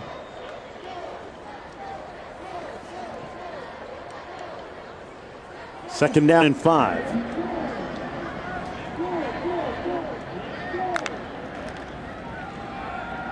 Hands it off again to Swanson. Rod, we were talking about Logan Woodside and his journey as a transient path through high school. An intrepid prospect. Is it just quarterbacks that do the camp circuit? As a DB coming out of high school, did you do the same type of deal when you were trying to get schools to see you? Yeah, you know, the 7-on-7 thing has blown up in the last few years. So you now have a lot of these passing academies, passing camps, where you have quarterbacks, you have receivers, you have running backs, you have the defensive backs, but that wasn't a thing back in the day. It was just starting to get shown, but not at the camps. There were places to have leagues and play, but not like it is today. This is a give to Swanson, and Swanson close to the first down, a little bit short. There's a flag down on the far side of the field. The other change is that back in the day for a lot of us, it was all about the high school team and people seeing you play your junior, senior year before offers were made. Offers are made now, way early. Sophomore, sometimes before that, and a lot of that is based on what they see in a camp. So once they get you in a camp and can watch you up close, that's when offers typically are made. More than 4 players in the backfield. That penalty will be declined. Result of the play, 4th down. Does that make coaching staffs and recruiters more prone to error? You got kids? Yeah. You got kids, right? Yeah. Yeah. So kids change between 15 and 18? Big time. Big time. Some grow, some don't. Some become better people, some don't. Yeah. So that kid that you offer at 15 or 16, entirely different when you get him on campus and he's 18. Yeah, that's a great point. Different from when you and I used to take horse and buggy to our games. Coney on the punt return. Yeah, but your horsepower with Cadillacs. Q, how about you, man? Yeah, for the no-brainers, the superstars, that early recruiting works. But for most of the guys, it's interesting, talking to Urban Meyer, he wants to see senior tape. He wants to see rivalry game footage for his guys. He wants them to complete and show improvement from their junior to senior year. The other thing you guys meant, talking about camps, the on-campus summer camps where a school will bring in 80 targets and put good against good. And what do they look like? What's their work ethic like? What are they like in the cafeteria at lunch? How do they interact with the other campers there? Those are big moments for those recruits. You're absolutely right, but Urban Meyer is the exception. And, when you're that elite, you can do that. But a lot of programs trying to get those 4 and 5 stars, they're offering early. They have to. Otherwise, they can't compete. Yeah. First down and 10 for Akron with Cato Nelson still in at quarterback. Nelson recruited out of Flanagan High School in South Florida in the Miami-Fort Lauderdale area. Hands off to Van Edwards Jr. Q? Yeah, and while we're on recruiting, Jason Candle, to me, what stands out about this group of 5 team, their 2 deep is represented by 14 different states. He likes the 4-hour radius around campus, which gets him big cities, Cincinnati, Pittsburgh, Indy, Chicago, Detroit. That's a positive. But they also go down into Florida. They go down into Georgia, Tampa and Southern Florida. They're everywhere, and it's really amazing the way he's able to identify kids from around the country. 14 states. Well, Q, to your point, you think about, how they came across Woodside. They were going to those camps, looking at those 4 and 5 star guys, and specifically for the hope that there'd be some 2 and 3 star guys that weren't going to wind up at Ohio State. And that's how they got Woodside. They saw him at camp. Matt Campbell saw him, liked him, and Woodside's had a great career. It really worked out, and shrewd recruiting by Coach Candle. First down and 10 for Akron. Nelson slings it to nobody close at the 35-yard line. Sets up second down and 10. And of course, not everybody's recruited equally, and I like to think that it's an egalitarian system that we have in college football. But I can remember our own Mac Brown telling me a story when he was at Texas that Ricky Williams and another player came into his office and said, "Coach, we want to keep our dreads. Can you let us keep our dreads?" And Coach said, "Ricky, I've seen your tape. You can keep your dreads. You, son, you need to cut your hair. You're going to need a job." Second down and 10. Nelson going to keep it and comes up about 3 yards shy of a first down. Don't have to treat everybody equally, but you can treat them all fairly. Yeah. Under 8 minutes to go. Your tenure is proportionate to your talent. Third down 3.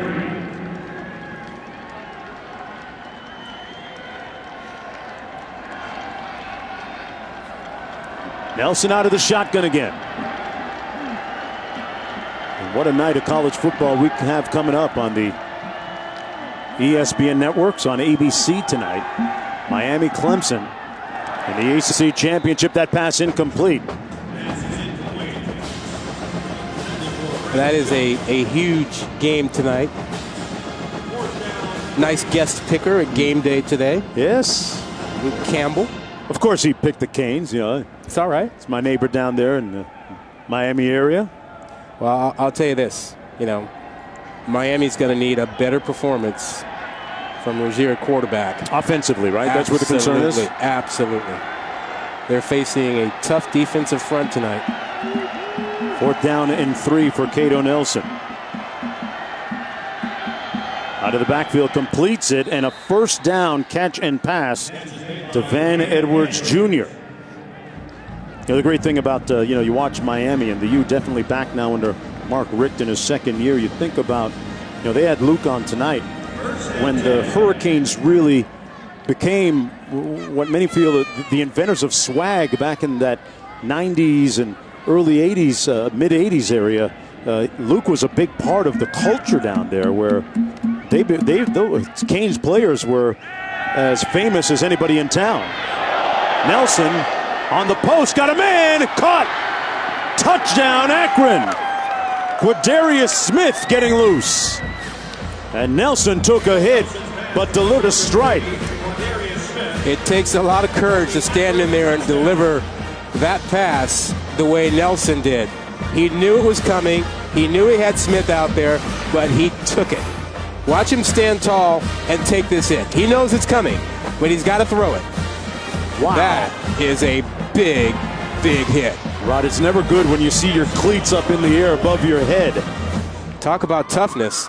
And we talked about Smith being the difference maker, using his speed, and there's another touchdown, a 44-yarder.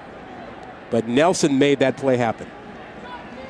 Smith at the other end, and Rod, that was one of those Friday Night Lights slow motion monster hits that you see, right, Adnan? Back in the studio. It's yours. The Toledo Rockets 45, the Akron Zips 21.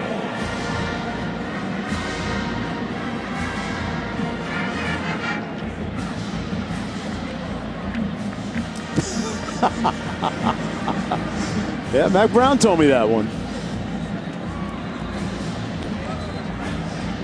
6:09 to go, and man, you talk about a hit. I mean, 2 guys hit him at once. Tafe and Blue at the same time. It was like, hey, I'll see you at the quarterback. Well, he saw that hit coming from 5 yards away. Look at him. He knows it's coming right now. And he knows he's got to hang in there and deliver that ball. You talk about toughness? That is toughness and courage, and he knows. Running start dead at him. He knows it's coming. His body went sideways in the air, parallel to the turf. Cleats all up above his head, and Nelson limping off the field. He'll take it as long as the receiver makes the catch, right? Yeah, no one should ever question his toughness, because Tafe got him. And no onside kick. They kick it away. It'll dribble out of bounds and come out to the 35-yard line, 1st and 10 for Toledo and Logan Woodside. Let's go to Q. Yeah, having watched Cato's first start against Miami of Ohio when he was sacked 6 times and antsy in the pocket, like Jalen Hurts, a young quarterback who sees the rush and flees. Today, the ability right there, 4 games later, to sit in the pocket knowing you're going to get dusted is giant progress for him. Bright future, competitive kid, typical millennial, loves his music, loves his cell phones, but he is a talent. And in this league, his ability to improv out of the pocket and then stand toe-to-toe on that last play really shows me something. Q, there are a lot of senior quarterbacks that wouldn't stand in and take that hit. Hey, tuck that ball and take the sack. Yeah. 1st down and 10, 6:09 to go. Hand off to Swanson. Check that was Seymour.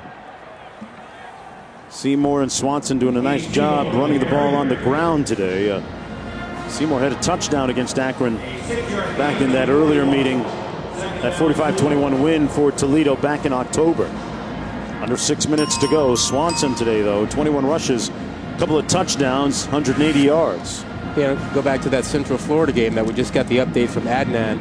There have been a lot of rumors swirling today about Scott Frost in Nebraska. Given social media and the like, you think some of those Central Florida players during the game heard some of those rumors. Yeah.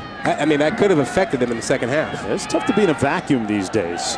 All the social media going on. This is Seymour again. Meanwhile, that game between Memphis and UCF at 48 in overtime.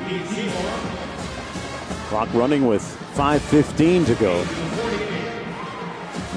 And this is going to be the end of our regular season, partner, and look forward to our bowl game coming up. We're not done. No.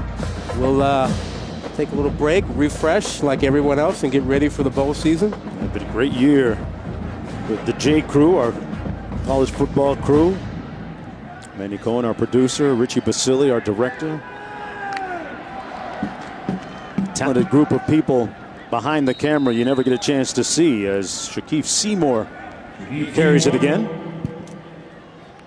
Had some really great moments this year. Think about some of the last gasp effort finishes and comeback wins. Saw one in Miami earlier this year. Yeah. It's hard to beat the kind of season that we've had, and hard to beat college football when you talk about drama, stories, and just being fascinating. And look how many teams are still in it. Absolutely. Right now, going into the final week of the season. And the college football playoff, as many as 10 teams, 8 teams, anywhere between there have a shot at ending up in the top 4. This is Tompkins. So give it to me.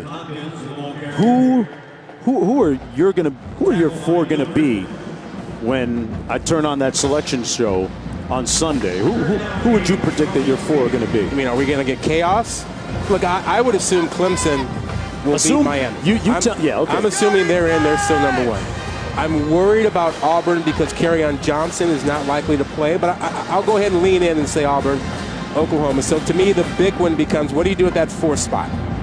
If Ohio State beats Wisconsin, 4th team should be Alabama. If Wisconsin wins that game, they're the 4th team on my list. So I'm kind of curious about you giving the nod to that Auburn-Georgia game is going to be pretty good. I'm stuck right there. I agree. 3rd and 8 when we come back.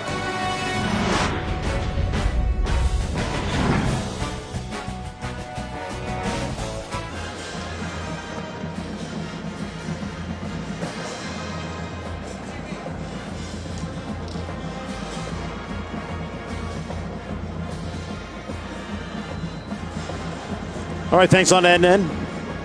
3rd and 8 with 3:18 to go.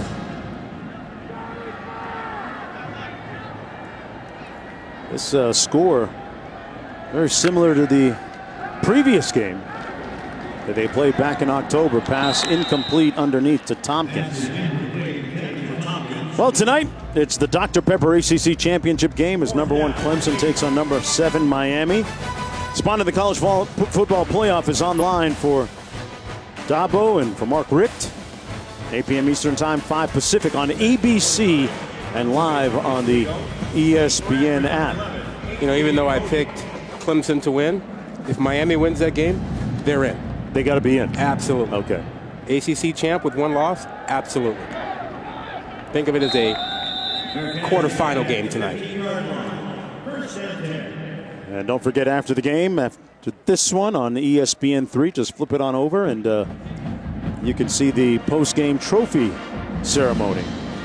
That's right after the games. The shiny stuff going out to the winning team. I just, I look at the amount of turnovers that the Hurricane defense has caused this year. And, outside of that game against Pitt, where they actually had some opportunities, they've been pretty good at making things happen on that side of the ball. Robbie Kelly, meanwhile, coming in for Akron. So the 3rd quarterback of the day seeing action for the Zips. Kelly, a 6'2 junior out of Springfield, Illinois. Hands it off to Edwards. And Edwards on the carry. Quinn has more on that Miami-Clemson game. Yeah, so we get a Miami game mid-season, and this defense is really causing havoc. So I go to A.J. Machado's jewelry store to do the story about the turnover chain. Well, that game, they forced 0 turnovers against Georgia Tech. Your jinx. So we're sitting on this great footage of AJ and the chains and watches and their all-star clientele that never made air. They go on to record four turnovers per game. Bring it to life. Bring it to life, Q. And it's been painful. It's been painful to watch Miami turn everybody over after we didn't get to air some really good stuff. Look at Q there. Q, those chains had to be heavy, weren't they? More than $250,000 around my neck. Wow. Christmas presents for you guys coming up at the truck afterwards. Q had a condo on his neck that day. What about that? Wow. Quint with the Mr. T starter kit. Condo, it's a good look. I like it. Condo around his neck? You clearly don't live in California. Well, the actual turnover chain is pretty heavy too, by the way. It's between 5 and 10 pounds. Wow. That thing has been around quite a lot. Q, you could have done some squats since you had those chains around your neck. Manny Diaz helped bring that about, the defensive coordinator for the Canes. That pass incomplete. Adnan Verk is always iced out around his neck. Back in the studio.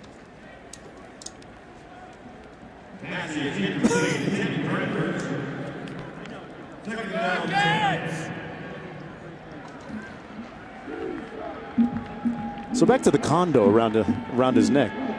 The California prices? No, $250? $250? No, come on, man. That's the down payment? Come on, seriously. Second down and 10 with 1:43 to go, and Akron well on their way. Pardon me, Toledo well on their way to their 11th win of the season. Terry Bowden Zips going to fall to 7-6, but go to a bowl game. This is Van Edwards, well over 300 yards rushing on the season now. Yeah, 7-6, but keep in mind next season, Akron will return a more seasoned veteran quarterback with Cato Nelson. He'll be a redshirt sophomore. He'll have a spring practice. He'll have the extra bowl practices. And by the time you see him next season running this offense, he'll be much more experienced. Pass complete over the middle to Kobe Booker, the tight end, who had the first touchdown for the Zips against the Rockets in the previous game in October. You know, and Woodside's had one heck of a day. Was it 4 touchdown passes for him in this championship game? And Akron came in as a huge underdog, almost 3 touchdowns. Pretty much what we expected happened here today. That pass incomplete, and they get the head coach, Wilson Candle, with the Gatorade shower. You can tell the coaches who expect to win and get the Gatorade bath. Not a nice suit on. He's got the T-shirt. He's all prepared for it. Not much of a reaction from Coach. It's the first trip to the MAC championship, their first since 2004. They'll even their record now in MAC championship games to 3-3 with the win here today. They're second in scoring in the conference at about 39 points a game, first in total offense, and the number is pretty much on par with the regular season trend. Yep. Yeah, this is very similar to the October game that Toledo and Akron played. But right now, Akron, you want to finish this strong. You don't want to just concede right now. You want to finish with a good drive and get in the end zone. This pass caught. No. Yeah, they're going to say it's a catch. Yeah, Andre Williams is running free down the middle of the field.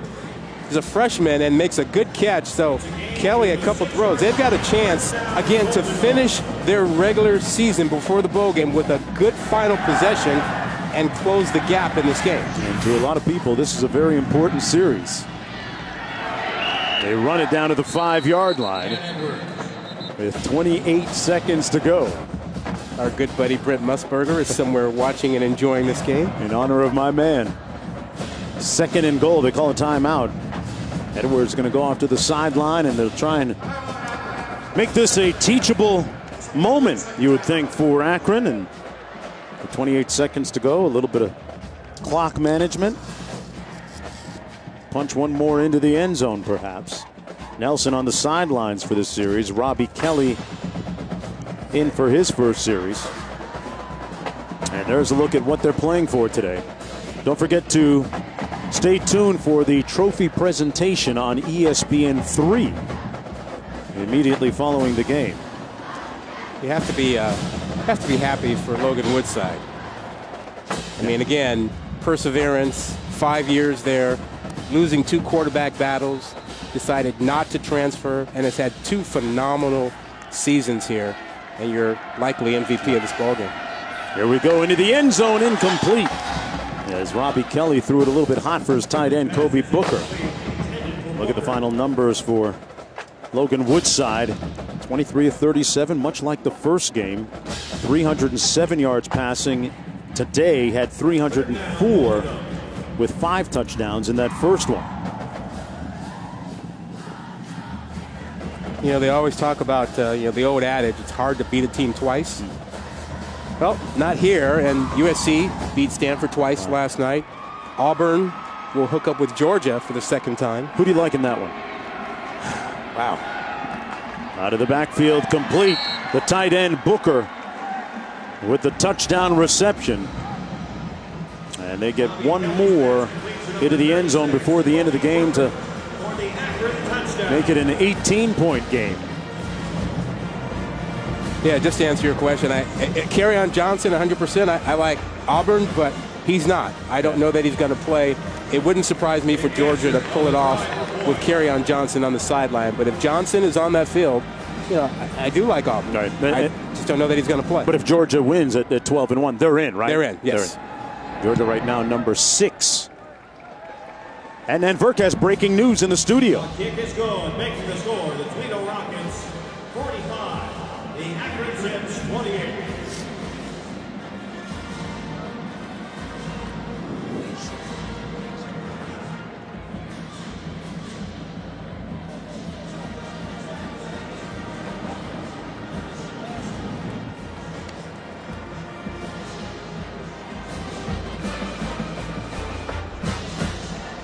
All right, they're in the second overtime in that game, 62-55. And boy, that's a strange situation when you hear about a coach agreeing to a deal while he's still on the field with another team. All he has to do is take a phone call or a text message from his agent. He's not negotiating, his agent is. And this is not a surprise. Hit yes or no, right? Yeah, I mean, we've expected this for days, if not weeks. Yeah. The only hiccup was whether there was any action going on. Should Willie Taggart leave Oregon and go to Florida State, and would Frost consider Oregon since he had been there? But the Nebraska thing has been there for the longest, and we've all known that. And now with their final game, it's not a shock. It's going to be interesting. Yeah. He's talented, and the folks in Nebraska are going to be thrilled to have him back. Yeah, he obviously, having been out on the West Coast, has recruiting ties out there in the California area. On the onside kick recovered by Akron.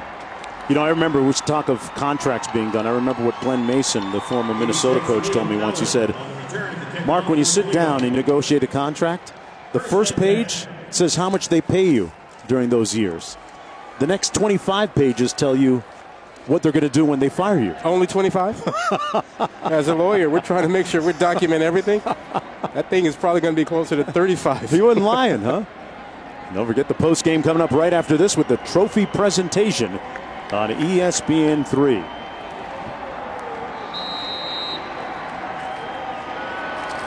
Jason Candle's team going to improve to 11-1 and crown champions of the MAC. After being in the championship game for the first time since 2004. Third title in program history. They're now 3-3 all time in the MAC championship game. Impressive numbers for Woodside.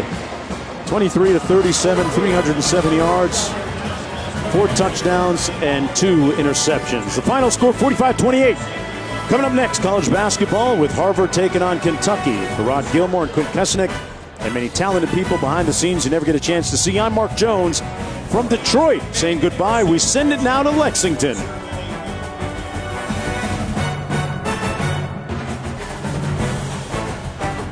Decade, but what made the difference this year?